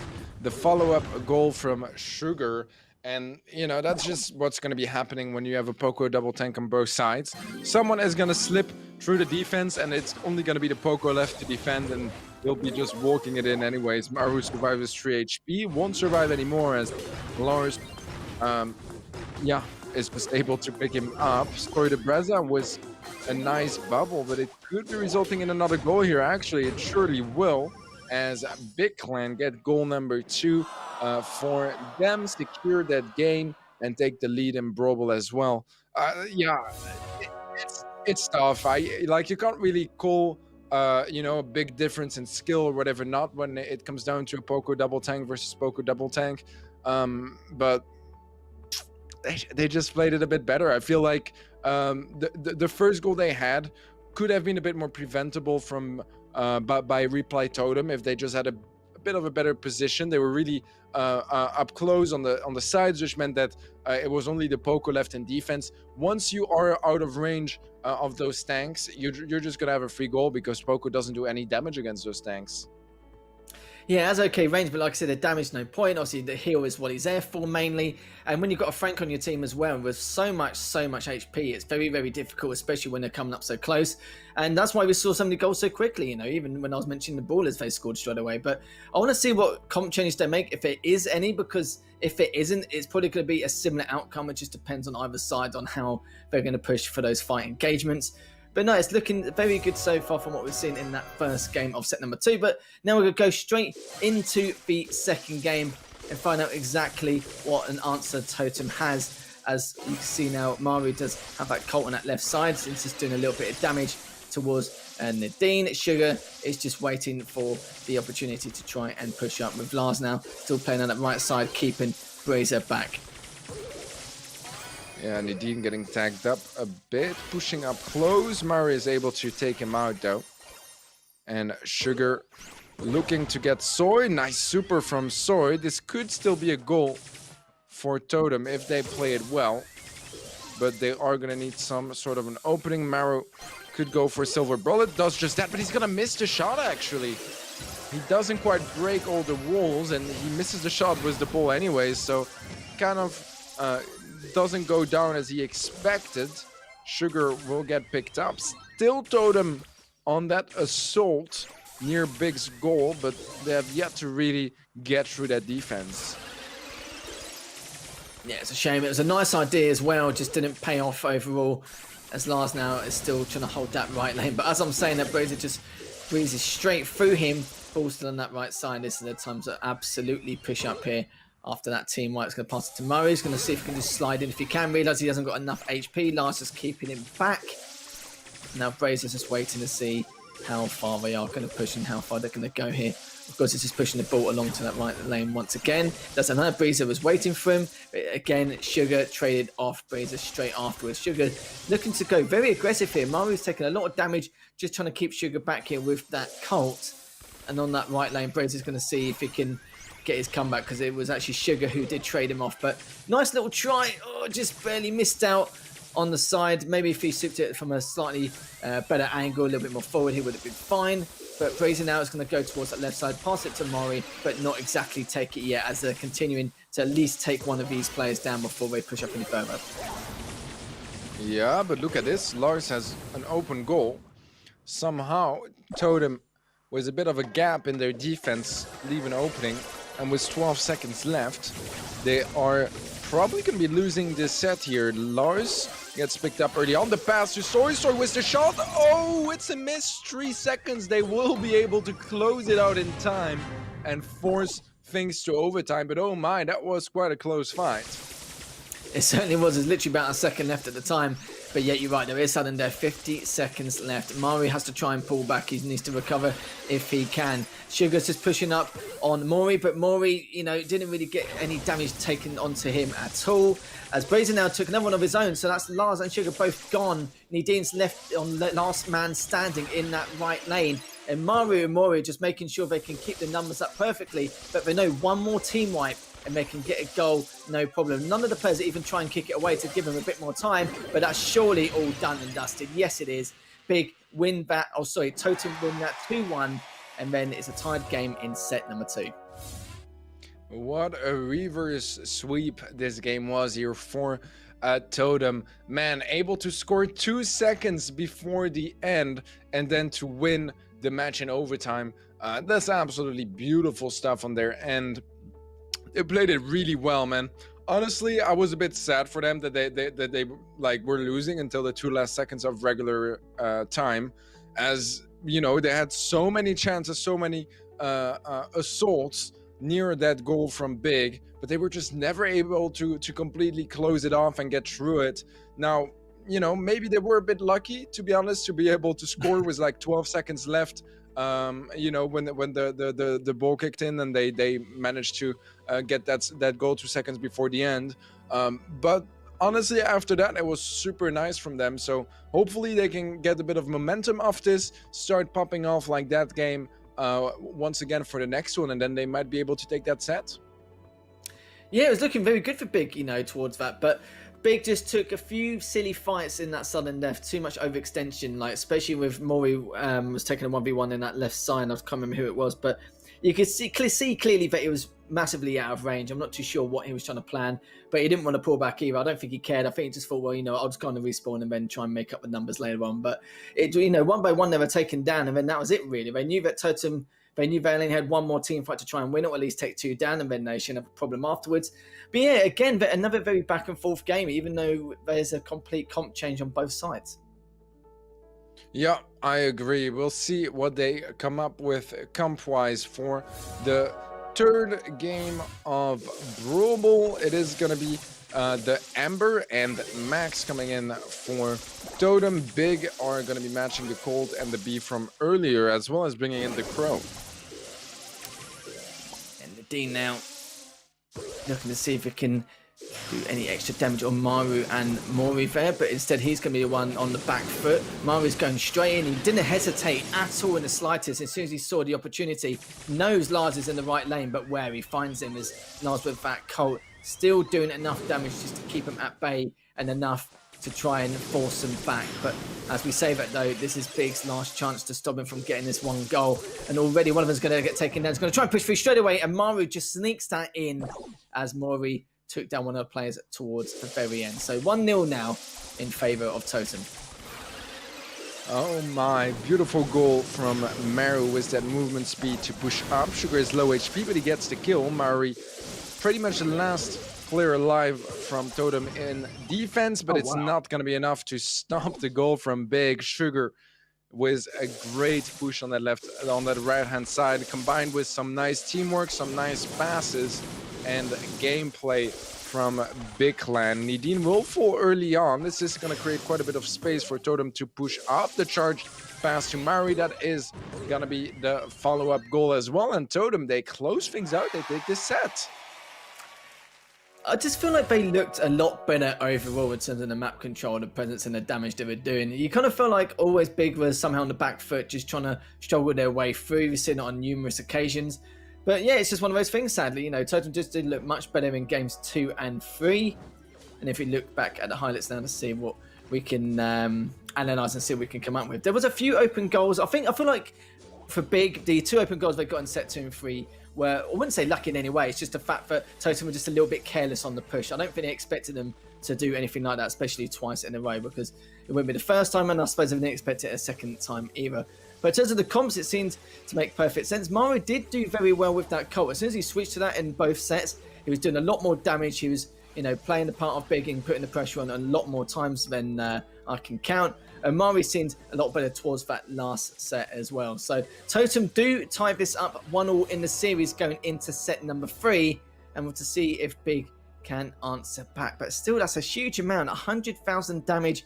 And Totem had 30 kills compared to Big's 9. Now, I did feel like, just in general, just watching that game for the entire series, it did feel like Totem were much stronger. But I didn't realize they were that strong. Yeah, this is what I was saying earlier. Like, I think that Big overall is the better team because they're more consistent. But in a 1v1 versus Totem, if Totem is having a good day, I think they can beat Big when they are having a good day. It's just a bit more rare for Totem to have those good days. And it seems like so far today, they're having a pretty decent day already. 1-1 in sets. We will have plenty more action in this match, and honestly, I just can't wait to hop into our next set. Yeah, very excited between these two. We weren't too sure at first. It looked like Big were going towards a 2-0 series lead, and we were just like, Totem, we're going to ride that struggle bus a bit further down the distance, but we'll see what happens going into this third set. No mucking around. Let's talk, and we're going to see what they can do on this map. So we've got the Colette, B, and Max on the side of Totem. And already, speaking of the devil, Mario's pushed up so much here and he's focusing on the safe here, and Big are just about to respawn. So already Totem have done 18% of damage. Yeah, so far a really dominant start from Totem. The Poco is going to be more about the longer game. They need to get in the center before he can really find a lot of value. Maru will be burning down to Sugar. As so far 36% lead will be separating Totem from Big as Sugar gets taken out by Maori. Good shot over there. Some nice follow-up shots from Soy on the right-hand side. Has the super. That's another 12.5% taken. Maori will get jumped on, but I still think that they close it out here. Indeed, Totem was an amazing first game of Kaboom Canyon. Yeah, and that was very, very quick. Morus were just like, oh, do you know what? I'm just going to stand my ground, and then whatever happens, happens. But it's going to put more pressure on them to try and make something happen. There's still a minute and a half left, even if they did keep them back. But then again, Big would have to do at least 3 or 4 team wipes and keep that center control if they wanted to come back, which is highly unlikely from what we've seen from those comps and the matchup happening. But again, Totem answering back very strongly, putting in the most dominant performance we've seen in this series so far. Both have been neck and neck, but that was just a completely different story. Yeah, I agree. I feel like it was a really, really solid game from Totem. The first game in this entire match, in my opinion, that was so one-sided, so convincing. I mean, they lost like one player, I think, one death maybe in that entire game. That's absolutely flawless on their end. And they were able to get that aggressive positioning super quickly, find so much value on safe, also on enemy players, and just chain them down and secure that win. Honestly, just really good stuff there from Reply Totem. If they keep playing like that, like they're gonna absolutely take this match, man. Big, they are gonna need some sort of a reaction. The Poco definitely getting countered by that Crow, so I'm expecting him to be out of the mix. Maybe matching that come from Totem, maybe just bringing something slightly different, something a bit slower paced. We could see it all, man. We could see it all. It's a tough map as well. There are quite a couple of possibilities. I think that as long as you keep the Colette, you're pretty much fine. Yeah, exactly. If we don't see a Colette at all in Heist, then something's not right. So someone ain't doing their job. But because that's what you got to do, even if it's slight pressure, even if it's a small amount of percentage, getting to their side, it's, it makes up for it over time. Little things turn into big problems for your opponents if you just keep it up like that. But we'll have to see. Yeah, Totem looking, like I said, extremely dominant, very strong. Definitely a different side of Totem from what we've seen from the previous 2 sets. And it wouldn't surprise me. But I think that's the main question, is it for Big right now? How am I going to answer back? What's the reply going to be from them? Are they going to change their comps? Are they going to, change their strategy in general? Are they going to stop, taking these overextensions or 1v1 fights? They're going to play this numbers game a bit more. How coordinated they're going to be? There's a lot of little things here and there we need to think they're going to be up to. But I'm hoping that their mindset hasn't gone straight down the toilet here, Teddy, because, to lose a game like that, considering you could be in 2-1 in sets, like going down, considering this is the 3rd set, and this is your last chance as well. Remember, whatever team loses this series is going to go home. Yeah, exactly. It's definitely a lot on the line. I think, this is what makes those decider matches so exciting, because the difference is so drastic between losing and winning. For the rest of the group stage, you could lose a game and still be fine. You could win a game and still not qualify. So it was a lot less stressful. Here, everything is happening in that one match. Only one of the two teams can qualify. The other one, no more second chances, no more second lives. It's straight up going home empty-handed after most of the season already having passed behind us. So it's a tough position to be in for both teams. They're not going to be very happy to be in this position, against each other, because they could both absolutely qualify in a different group. So yeah, this is a group of death. You're going to have it in basically any event at some point. It's going to be happening, and this time it's on them. And Totem looking to create a bit more distance in the scores. If they win that next game, they will certainly do so. But Big, they're only one game behind, so they could absolutely come back. But we will need a bit of a more convincing affair from them on Kaboom Canyon, as that was as one-sided as it gets. It certainly was indeed. Definitely the most one-sided matchup we've seen so far, compared to the other decider matches today. I'll make it sound like we've had 6. We've only had one other one. But if you have just joined us, welcome, hello. Where have you been? Have you been hiding under a rock? What's going on? We've had one series already before. Earlier on, we had Chernobyl Dribblers versus Kozaki. They won that 3-1 after Chernobyl did take the first set, and then Kozaki came back 3-1. Currently, we've got Big versus Reply Totem. It's literally just been back and forth between both of them. It's 1-1 in terms of sets, in terms of the series scoreline, but what we've seen so far is Big just crumbling just ever so slightly here as Reply Totem won the first game in set number 3 in dominating fashion. It's just a matter of what is going to happen next. So of course there is a lot to talk about. We're going to see what Big are going to be doing shortly. We're just waiting for one of the players to actually come in and continue the series. It's going to take a little bit of time possibly, but just bear with us. We shouldn't be too much longer now, because we're just like you guys. We just want to have less talk, more game time. We're all pretty much the same here, but so far it's been looking pretty good, and it's been a decent series to contend with, to cast. Yeah, I am checking up real quick, as it seems like Big are having some connectivity issues. We will we will see how that all works out. Let me check real quick. That's all right. I'll let you crack on and check anyway. See, this is why it's good having Teddy. He's always got the intel and knows what's going on. So definitely easy to rely on. But for you guys at home anyway, yeah, we do have Big versus Reply Totem currently. We do have, after this series, Platoon versus Max 2.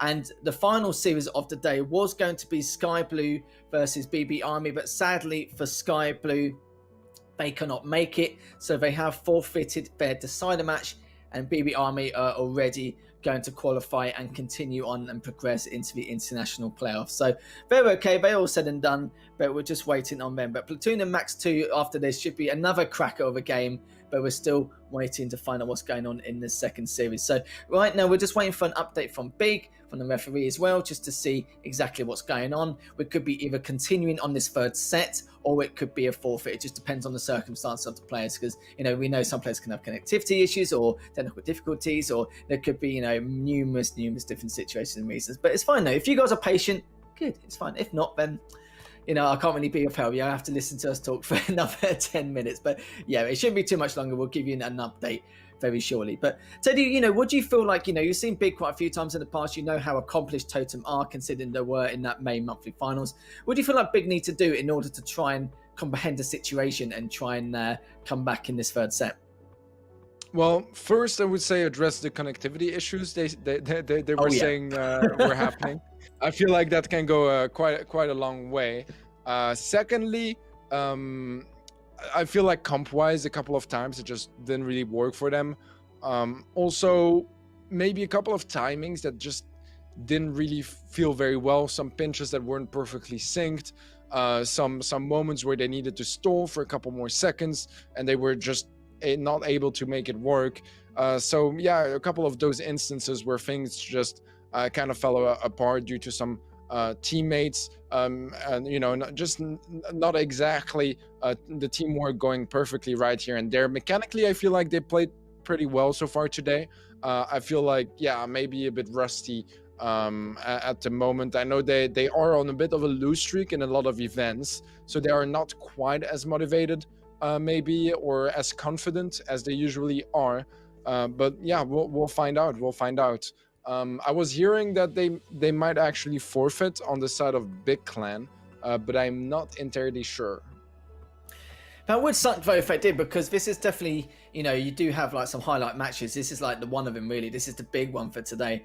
Not saying both teams are the favourites or could be the favourites potentially to try and go to the international finals, but they do have a strong opportunity to place very highly going forward. But if Big do pull out, that'll be a little bit of a shame. I'm hoping they don't, because this is the first. It's literally tied completely, in terms of series scoreline. It's just on the side of Totem, they just looked much better from what we saw in the third set, and it seems like the momentum have shifted in their favour. But again, for everyone watching, we do apologise, but don't worry, be a little bit more patient, and then we'll find out exactly what's going on. But what we will let you guys know is the fact that if Big do forfeit this series and let Totem walk away with the default win, even though we're halfway through the series, then we will move on to Platoon versus Max 2, which is one of the last groups from what we saw, which will be in that deciding match. So there will be a lot to talk about here, but we'll concentrate on this series for now in case one of the players does manage to come back. But we will continue to update you to make sure what happens,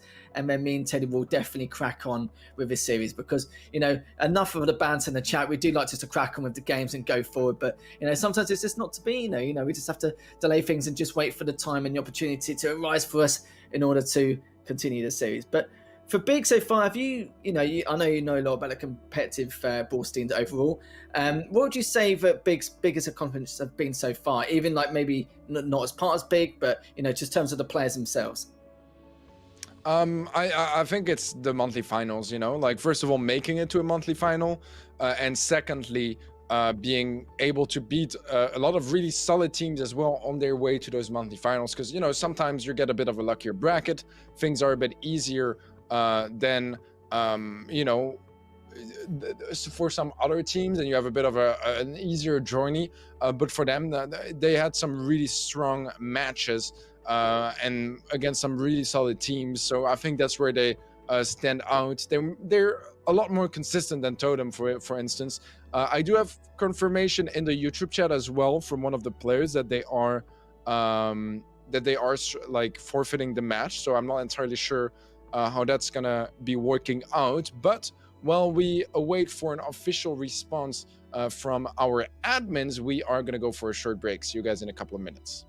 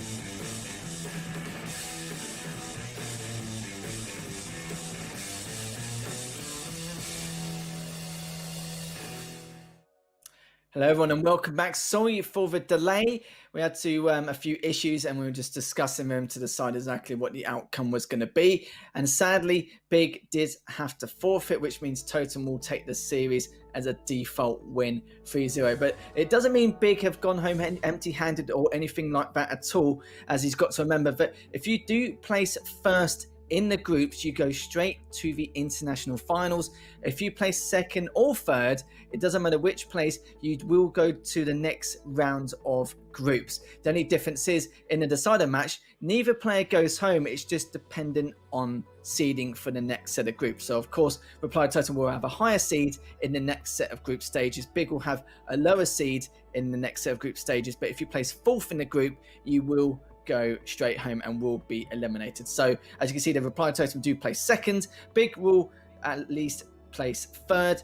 EXO have already qualified in first place, and Bunker Esports has been eliminated, as we know that earlier on in the week. We were watching back these groups on Monday, I believe. So it's a shame, Teddy. One of those things. Big did have a technical difficulty and weren't able to continue. It was 1-1 in a series. Totem was up in one game in set 3. But these things happen, I'm afraid. But let's move on to the next group and the next decider match. So this is exactly what happened. So 3T Gaming did win the first bit, 3-1 against Platoon. Max 2 won against Esprit. Esprit were very weak in this group, sadly, so Max 2 and Platoon were able to secure their spots in the decider match. 3T Gaming managed to qualify straight into the international finals, but we are going to see Max 2 versus Platoon here, Teddy, to decide the seeding of the next round of groups. Yeah, I feel like overall Max 2 maybe a bit more convincing across the board, but it is a close fair. As you know, we had some pretty trouble compounds coming from Platoon as well. I remember there.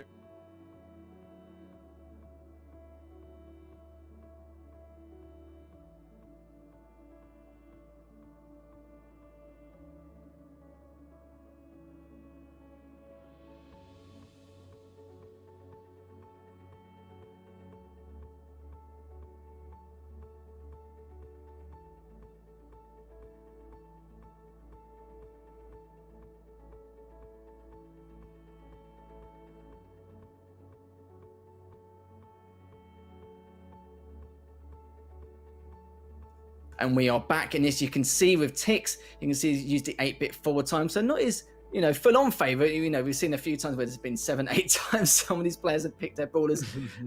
So Delca, we do have the Barley, which was selected 5 times, Ahmed 5 times as well, and you can see also the 8-bit 5 and the Spout 4. So, quite a spread. You haven't seen a huge difference in like 6 or 7 times, but you can clearly see, players with like Delca with the Barley 5 and Stu on Ahmed's side, almost even.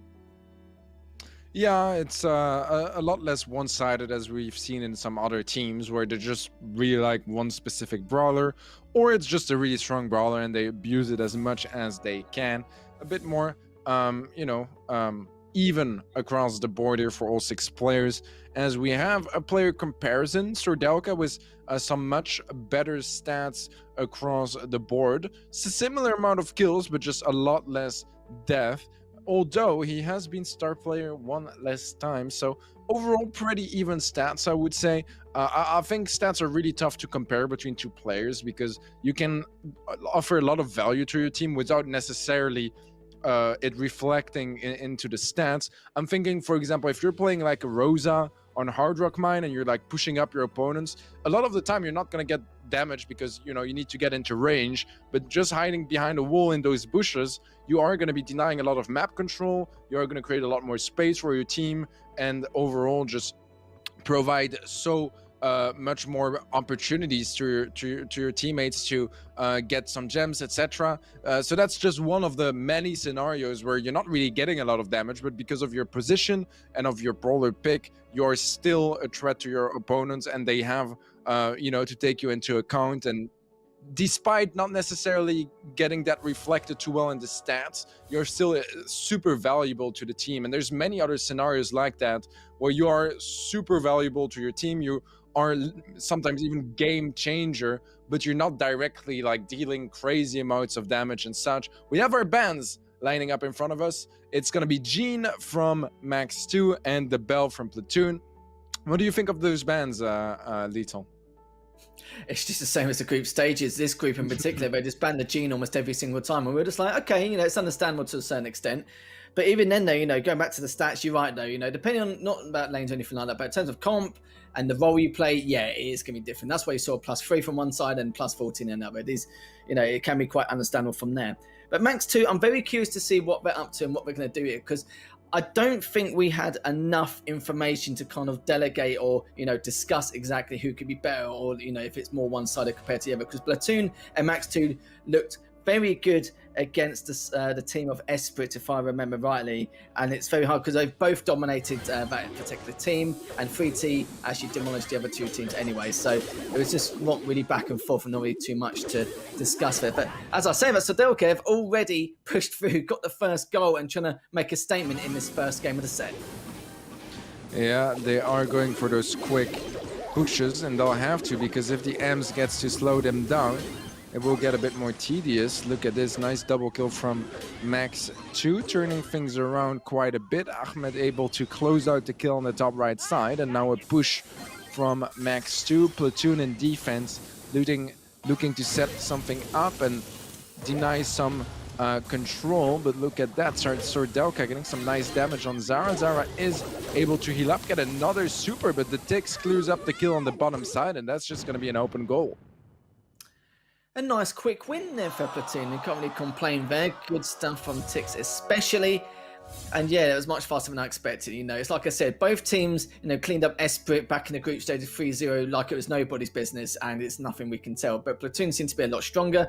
The Belarusian team seems to have a lot more experience anyway. And Max 2, not really too sure. We don't really know too much about them. We said this enough times back in the group stages a few days ago, so it's very hard to discuss how good, Ahmed, Kai, and Syria were actually, going to contest and how well they're going to do in future series. But, okay, not looking too good. I'm hoping Ball isn't their best game mode or anything like that, but that was very quick and it was very sufficient, and the strategy just worked perfectly, and it just seemed a lot more structured on the side of Platoon. Just seemed a lot more natural in terms of tempo. Yeah, I think this is also something that can happen when Poco is not banned, that you just end up not being really prepared for it. Although, to be honest, I still think that Max 2 had a comp that could absolutely have dealt with the Poco double tank scenario. You have the Ems, that is a tank counter. You have the BB that can kind of knock them back, get them either out of range from the heals, or just keep them at a distance, or let them drop the ball, which can be enough to stop a push, right? If they're pushing and they can just heal through your damage, if they lose the ball, well, they're gonna have to move back to pick it up, or you or a teammate can try to send the ball away.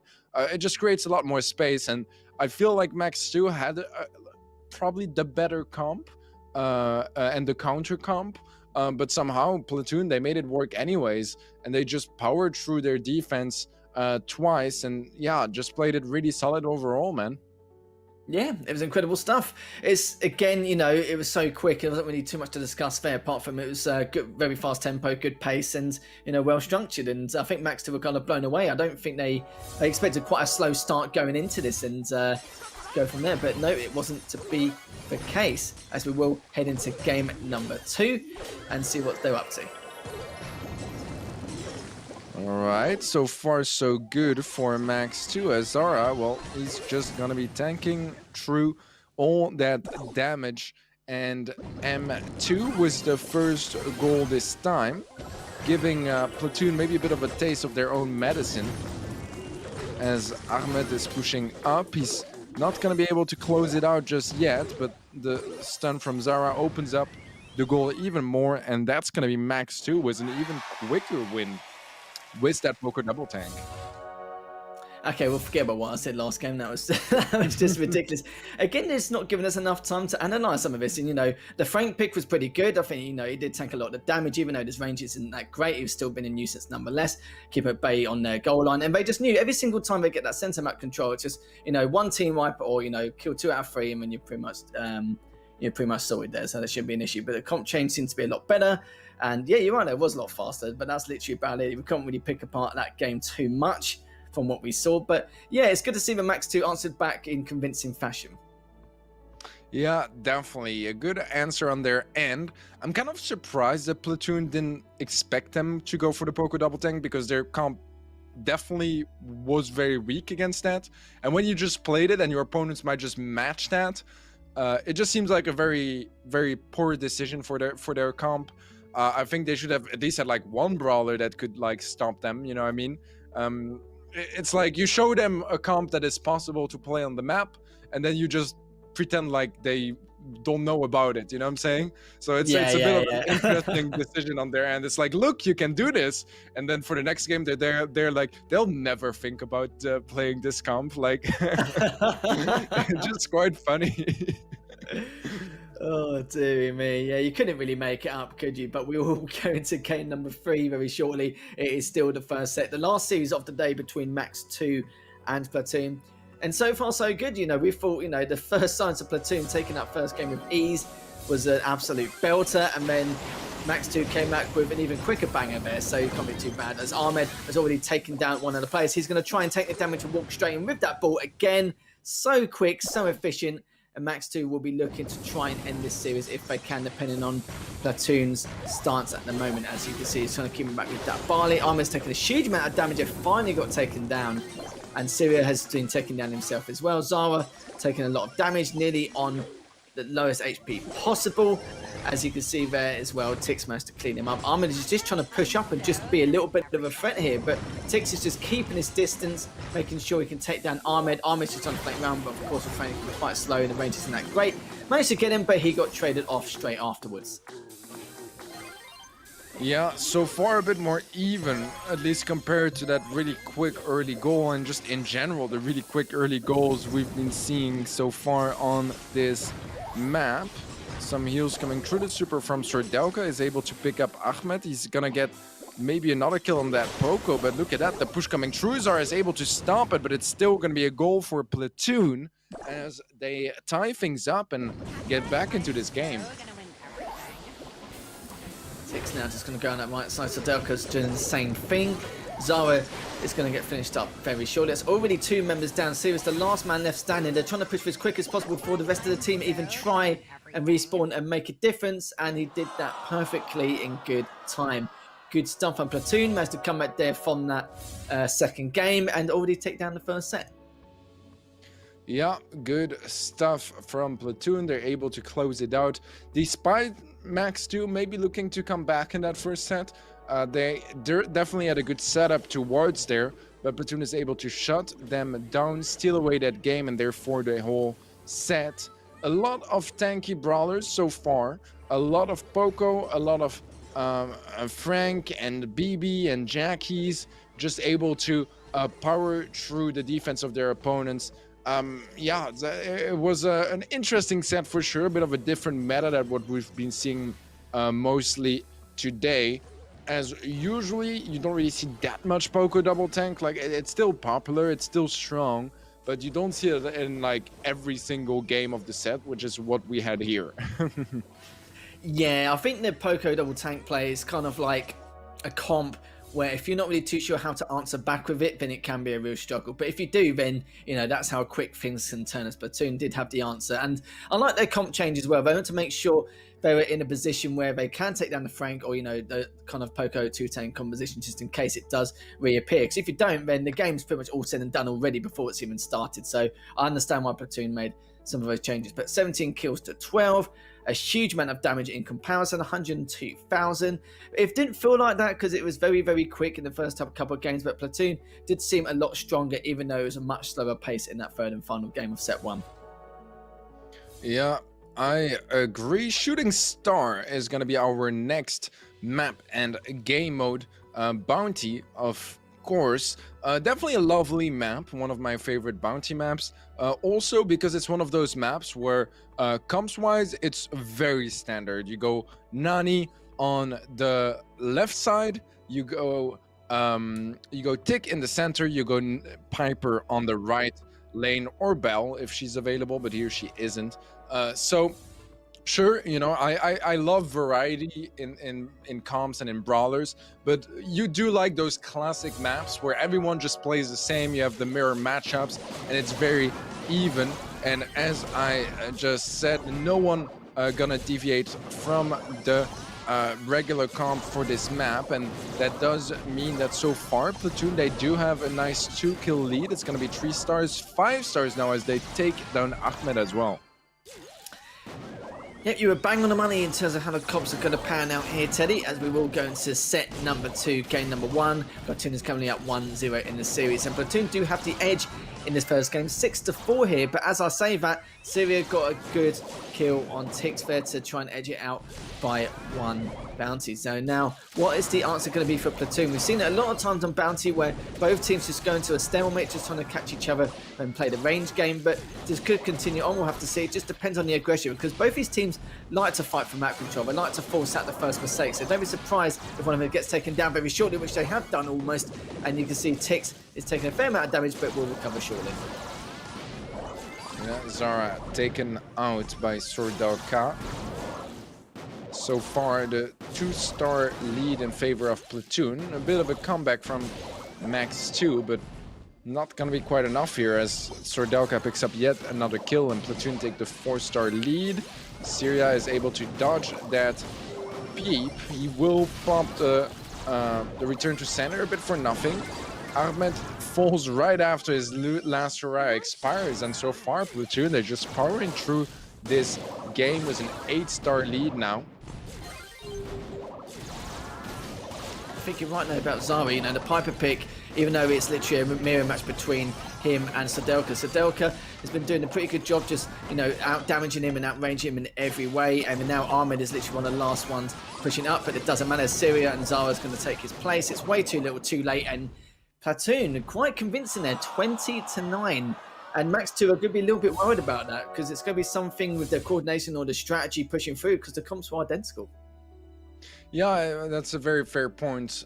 It is one of those game modes where if you're losing the mirror matchup, you're gonna have to be a bit worried, because you can't just like switch off to another comp. You can't just be there like, okay, I'll bring this brawler instead of this one, do a slight adjustment or a full adjustment, because there are no adjustments. Like, you can go for something different, but then you're taking a really big risk, and you are really like, you know, going against the meta for this map.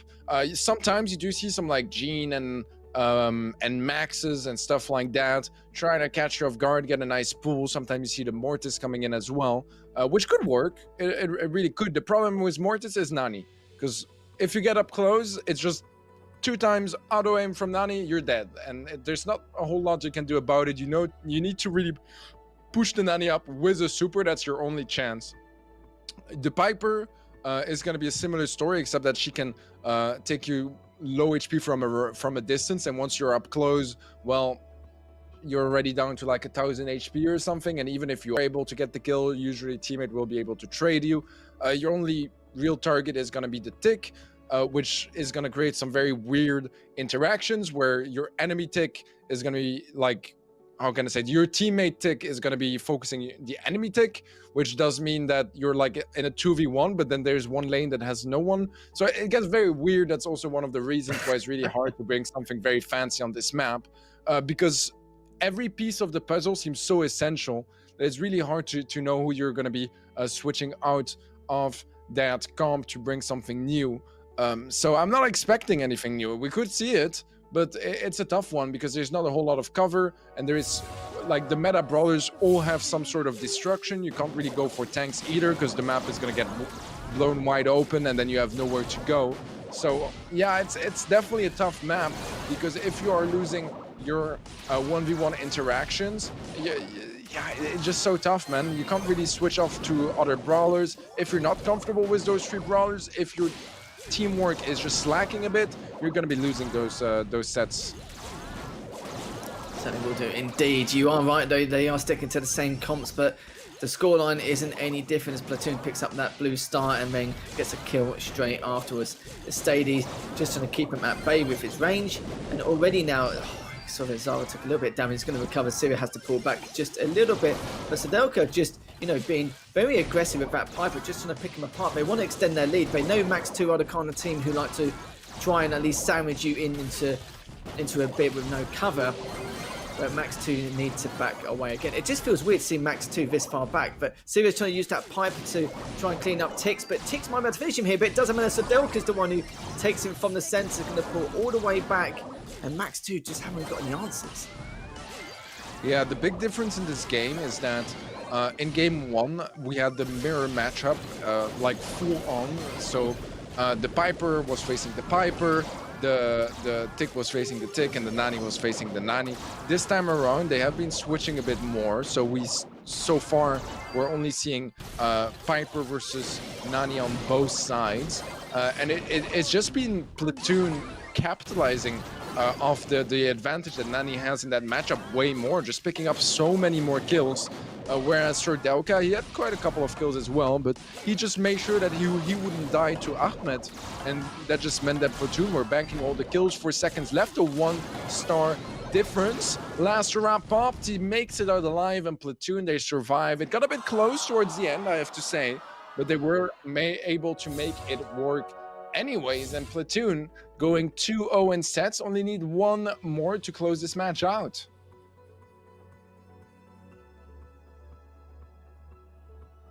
Oh, I don't hear you anymore, Lethal. You do now. I do now. I do apologise about that.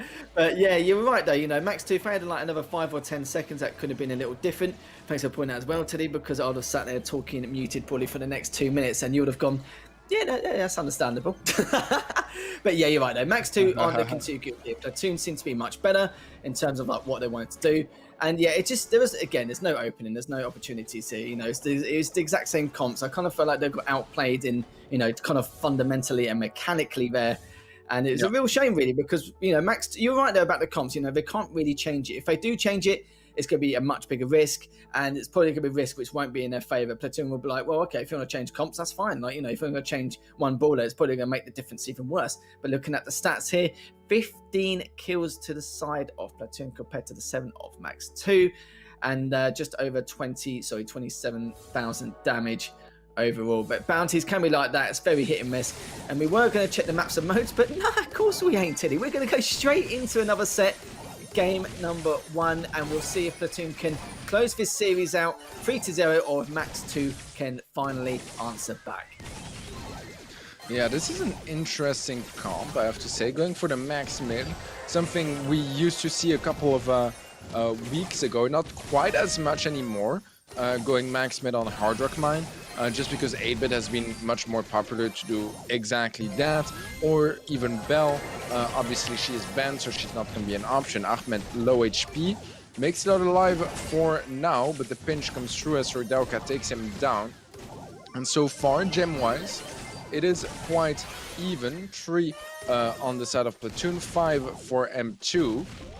And we'll see how mid-control goes from now on, but I'm scared for Platoon for this game, because I feel like M2, they just got a lot more control overall, just because of that 8-bit can teleport to safety if he ever gets challenged.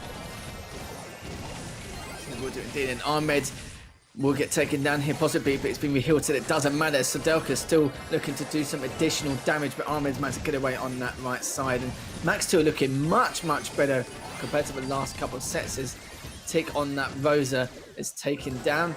They're trying to back away and just try and regroup and re-coordinate, as well as re-healing. And now the countdown has begun, as Syria and Zara are trying to pull away. Ahmed's just trying to be a bit of a nuisance on the front line, but it doesn't matter, as what he did was perfectly stable in comparison. 2v3, it's going to be a numbers game between the two. Platoon shouldn't take this one, no, they will not. And Max 2 with the ones who just managed to take that with the 10 gems. Yeah, I think that you can bring in Max on this map as a mid, but it's only gonna work if you're like really strong mechanically as a Max, because otherwise, like 8-bit is gonna be just rolling all over you. You're not gonna have any chances, and that's exactly what happened. So I mean, Platoon, their confidence, you know, they're up 2-0 in sets. They don't have too much to lose, even if they were to get reverse swept at this point. So I do understand that they bring it, just because, you know, they're like, sure, why not? But at the same time, it did not look like they were comfortable whatsoever with the max mid. Like, nothing was working out with it. I think Rosa was a pretty interesting decision as well. Like, Rosa is really solid on this map, but if Belle is banned, it will mean that you will most likely have an 8-bit mid instead. So going for 2 brawlers that don't work too well against that 8-bit, I don't know. I'm not so sure why you would want to risk that, to be honest. Obviously, they have the space, yeah, they have the room to take those riskier comms, but yeah, it just didn't work out whatsoever. They got completely shut down by that 8-bit. The Sandy was losing her Sandy matchup as well, or his Sandy matchup as well. So it was just very convincing for Max 2, and I think Platoon have to reconsider their option brawler-wise. maybe he was just really confident on that max and thought he could make a difference. But, you know, like you said, if that 8-bit is going to be a real struggle for him to make any kind of impact if he's playing like that. So we're going to see if he makes that change. And he has made that change, which is completely understandable. So we'll see what difference it will make for Platoon, as they're already trying to push for that centre half of the map. But Ahmed's trying to push them back with that Ruffs. But Tix does have 2 gems already. Taking a bit of damage, does have to pull back. As Stady Bear on that right side also has to re-heal. Just got to be careful with that. Zara is so weak, and Tix cleaned him up beautifully there. And Syria, again, taking a huge amount of damage. And this is a completely different way to go through this game compared to the first one, Tilly. Yeah, a bit of a slower approach as well. No more tanks, no more shenanigans like that. They will be bringing in the Sprout as well, which can offer a lot of value with some nice bounces, as well as the Ruffs. But Ahmed, I don't think he's gotten a supply drop yet. Actually did. It's on Syria that is going to be buffed up. That could make the difference for the mid fight. Although for the most part, you know, for any 8-bit, if there's any sign of danger, you're just gonna TP back. You know, I mean, you're not gonna let yourself get taken out. And here we have it. He felt like he could go down, so he just goes for the TP backwards. Good gadget from Steady, but he does take a lot of damage right after he gets healed down. The damage booster is gonna be gone, and that's gonna be one of those advantages from the Sprout to go deep in, get some nice bounces or some shots above walls to take down those damage booster and remove that extra safety and the extra damage.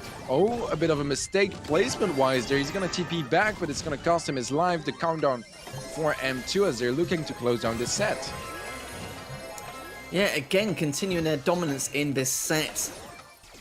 Gem Grab in particular, but the entire force of Platoon are trying to catch up with them, but will be able to. I don't think they will. There's only a second left, and that's pretty much it. It says even with the comp change, it was a lot better, but and I feel sorry for Sodelka as well. He held that left lane so well against Ahmed, and Ahmed was just, you know, was having so much trouble. But the other two were having more trouble themselves, sadly. And, you know, it's just one of those things, really. But, you know, Max 2 showing signs of life in this set or this series entirely, because it wasn't looking good in the first couple. But it's nice to see them bring it back in set number 3. Yeah, definitely nice to see some life from their end as they were able to sneak their way through this set, quite literally with those Sandy supers as well. I feel like they were winning that Sandy matchup very consistently, which just helped them out so much as well to create some more space. And there at the end, Zara to go in and pick up a nice double kill, steal those gems from Platoon and secure that win. Kills wise, it is really close, but in the end, especially in gem grab, I feel like 1 kill on the gem carrier is worth like 5 regular kills, and they did take down the gem carrier towards the end of that last game. So Platoon, they're still up by a set. They still have some chances to close it out in that 4th set, but they need to start being a bit more careful, because if they start losing some more games here, they might actually get all tied up and go to set number 5, which, you know, if it were to happen, it would mean that Max 2 has like 2 sets in a row, a lot of momentum, and maybe take the favorite spot into that 5th and final set. Kaboom Canyon is up next. I feel like we've seen a lot of Kaboom Canyon already today. It's Kaboom Canyon Day, Lethal. It really is. I can't remember how many times we've seen it so far. I wouldn't say too many because you can't enjoy it anyway. Yeah, literally. Absolutely no surprise there. Just going into the Brawler picks. It's literally a mirror match, so there's no problems there. Pretty standard with the Colettes, etc. But now let's have a look and see what Sodelka can do here. It's already in the center, but look at that. Syria pushed already all the way to that right side. Zara is taking on Sodelka. Finally, Tix managed to take down Ahmed, but Syria's just trying to stay alive here. He should be okay. He's got plenty of health to carry on and continue the pressure as Tix is trying to get away. Syria's saying, no, you are not going to get away, not in my book. And Stady now just a little bit damaged, but he's trying to help out the side of Sodelka as well. But Platoon getting heavily pressured here. Yeah, let's not talk about Zara missing his heal a couple of seconds ago, like going for a super, and I think he hit his teammate, but he didn't hit himself, which is why he still has 1000 HP, and it falls now to Sodelka. So a bit of an odd situation, but it's gonna happen to the best of us.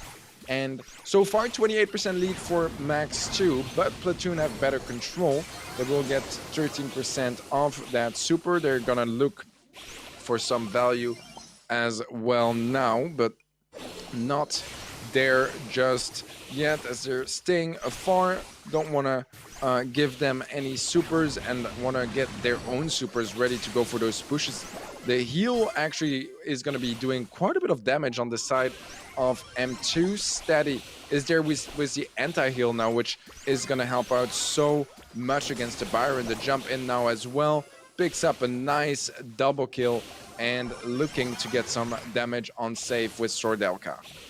Oh, Stady with that 1v2 anyone, just to force him to not re-heal and just do so much damage was huge for the side of Platoon. That could actually be the winning moment for them, but we'll have to see as Syria and Ahmed on that right side. Tix managed to try and help out. Zara took out one of them, but Ahmed is still here and is in deep, deep trouble. He won't be able to do any damage to the save, but as our saver, he has jumped in, but been taken down in the process. Syria still down on that left side, trying to deal with Sodelka. Sodelka should surely will get cleaned up when she will. But now on the side of Max 2, it's down to 21% to Platoon's 54, so now 42. As now Armand is going to try and take down Tix, and Stady's already going towards it to try and do as much damage as he can. And he might be able to clean up here, which he will with 2 seconds left remaining, Teddy. That's great stuff from them. Yeah, match point coming up here in favor of Platoon. They need one more game to get the victory and the better seeding that goes with it for the second round of the group stage, because this is only round 1 of the group stage, guys. We have a week break and then we will be back with the second round to see which are the final couple of teams to qualify for the international playoffs. So it's not the playoffs coming after this, but quite an exciting round, as teams will be battling it out for those oh so desired playoffs. Yeah, match points. Platoon already 1 step into this victory. They just need to close it out now. Yeah, this series is very important, and even though both teams won't be knocked out, they will still be both going into the round 2 of groups. Now, the problem is it's the fact that it's the seeding which is most important, because you're going to play against 2 top teams, and there's going to be 2 teams yourselves, which is yourself and whoever places third as well. So it's going to be a very difficult challenge, to say the least. But it's going to be a slugfest, basically, in this round 2 of groups. And a lot of these matches are going to be not stacked entirely, because a lot of the Tier 1 teams are already qualified for the international finals. But we'll see what happens in game number 2 in this 4th set, and see if Platoon can finish this series out, or if Max 2 can answer back. Yeah, so far, a bit of a miss from Zordelka. He's going to be mad about that one, as he missed his super on that save. It's quite a valuable 12% gone to waste, but he's able to find some nice value afterwards. Ahmed gonna burn to his death. Syria, not exactly full HP either, as he will get a super of his own, is gonna get picked up on his landing. Sordelka was another super on save. The jump in from Stady. So far, so much value of that push. Zara gets taken out, and Syria is able to clear things up near that save. Sordelka is next to get taken out by Ahmed, and now 65% lead in favor of Platoon. I don't even think they really need to defend here. They just need to get one lane opened up and push and finish things off. Absolutely. Sordelka is definitely going to be the one in place to do that. And then he has to deal with Ahmed, which is be careful in terms of his damage. But I think he should be okay, as Stady and Tix are both fair. One hit should do it. There we go. And it's been cleaned up beautifully there. So there we go. Platoon managed to not only win the game, the set, and the series as well. And it's a nice way for them to have a good seeding going into the stage 2 of groups. Yeah, this does mean that our first round of the group stage is completely done, as Platoon takes second place in their group. That was Group G, I believe. And honestly, just some really good stuff overall from them. Max 2, they showed us some signs of life in the previous set, but here in Heist, honestly, very one-sided. They had some really dominant games, Platoon, and they were just able to completely close things out. I think those are two teams that are going to be interesting for the second round of the group stage. I think they both could. I was gonna say could make it out. I would say probably one of the two is gonna make it out, and that would be Platoon. But it's not over, right? There's still gonna be some opportunities in the groups. We don't have the groups in front of us just yet, so it's gonna be an easier time predicting once we actually know who's playing against who and all that kind of stuff. Some highlights here of this entire match. Yeah, a lot of tankiness in Brawl Ball to kick things off, even winning against some tank counters, which was quite interesting. And overall, a very distinct meta, I would say, between those two teams, just going for Poco pretty much every single game. Yeah, I would agree in the slightest as well. I think it's like you mentioned earlier, if you struggle against that comp with the Poco and double tank, then it can cause some issues. But Platoon managed to fix that anyway. Like the game 2 was a bit of a struggle. Game 3 was a lot better, but it was back and forth anyway. But Max 2 have shown that, you know, they do have a little bit of class to them in order to try and sort things out, because it was a very dominant victory in the set they actually won. So they did seem pretty good, and there was a few sets where, you know, it was actually very close. It could have gone either way, honestly, because, you know, a few of those sets did go to game 3. It's just a lot of minor mistakes they need to try and rectify. For example, the timing of their attacks when they try and coordinate together. Sometimes they haven't got the numbers advantage, but push up a little bit anyway, or they just think they should just go for it instead of waiting for those extra few seconds. You know, timing is so important in Brawl Stars overall. You know, okay, it's about composition and, you know, who you select for each map, of course, but a lot of things are meta related anyway. But, you know, having these timing of your attacks and, you know, improving your fundamentals and mechanics is just another story. But I think Max 2 do have good fundamentals, good mechanics. It's just a matter of trying to arrange what they want to do strategically. They have at least 10 days now, and so do Platoon, of course, if they want to try and qualify now they've got a better seeding. But for Max 2, though, they are going to play against two other teams who actually won their side of matches, and it all depends on who it is. For their sake, I hope it's not one of the teams in Group F, but we'll have to see, depending on how stacked it's going to be. But I look forward to it, though. You know, it's 10 days away. You know, we'll gather another round of groups, because if you guys have only just, you know, recently been watching this on Gamestars, we've had the stage 1 groups, and we've just done the seeding for the stage 2 of groups leading into the international finals. We started with 32 teams, and now we've narrowed it down to 24 with the seedings for stage 2. That is completely correct, as we watch Platoon once again in this highlights, closing out this match with an astonishing jump from steady to end things.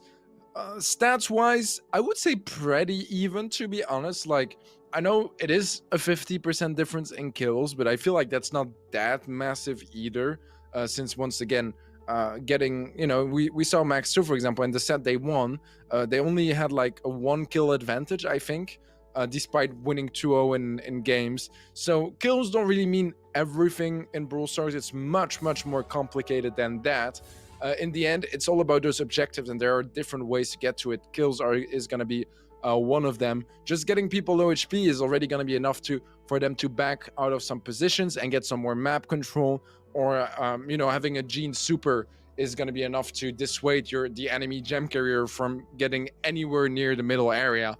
So many teams and things to keep track of. Here we have the end of this bracket, with both our contestants still going to the second round of the group stage. We do know already that Blood Diamond, Mood Gaming, SK, Zero Zone Spain, AC Milan Clash, EXO, Treaty, and Tea Drinkers are going straight up to the international playoffs.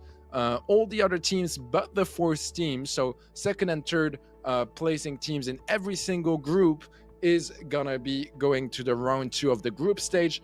Our fourth placing teams, they all go home empty-handed, and it's the end of their journey. Yeah, the only sad thing is the fact we don't see Bunker Esports, because they are, like, you know, a very good team, and for them to be eliminated, I wouldn't say an upset just because of the group, because that group was very tough, and it's hard to decide, you know, who was actually going to get out and who wasn't. But I feel sorry for the group when we go to the stage 2, because of course in stage 2 I think there's only 4 groups and the top 2 go through, because If you guys don't know at home, we started with 32 teams. We've only got 24. So in this next round, there's only going to be 16 teams competing in the stage 2 round of groups, because the top 8, which is the first place team in each group, have already qualified for international finals. So basically the second and third place teams in each group are just basically going to bat it out again in the stage 2 round of groups. And for anyone who gets the third place team in group F or the second place team in group 2, yeah, have fun, because it's going to be quite interesting as we go forward. But final thoughts from you, Teddy. I know you've been discussing a little bit about how it's been, but not just final thoughts of the day, but just the whole week, because, you know, we're not going to see, well, I'm not going to see a beautiful face for 10 days, am I, son? Yeah, well, it's the end of our first round of the group stage. I just want to give a big thank you to obviously Gamestars, the production team, the players, you guys watching at home, and to Lethal for joining me in this journey. But yeah, besides that, I will see you guys next week. Lethal, if you have any thing you want to say before we cut off. Nope, I'm done, mate. That is me done. I think that's you done as well. Everyone's been done here, the production, the viewers, and everything else. All I can say is thank you all so much for watching, and we'll be back not this Sunday, but not this Monday, but the following Monday coming forward. So we'll see you then, and we'll let you know very soon. So take care, guys, and we'll see you later.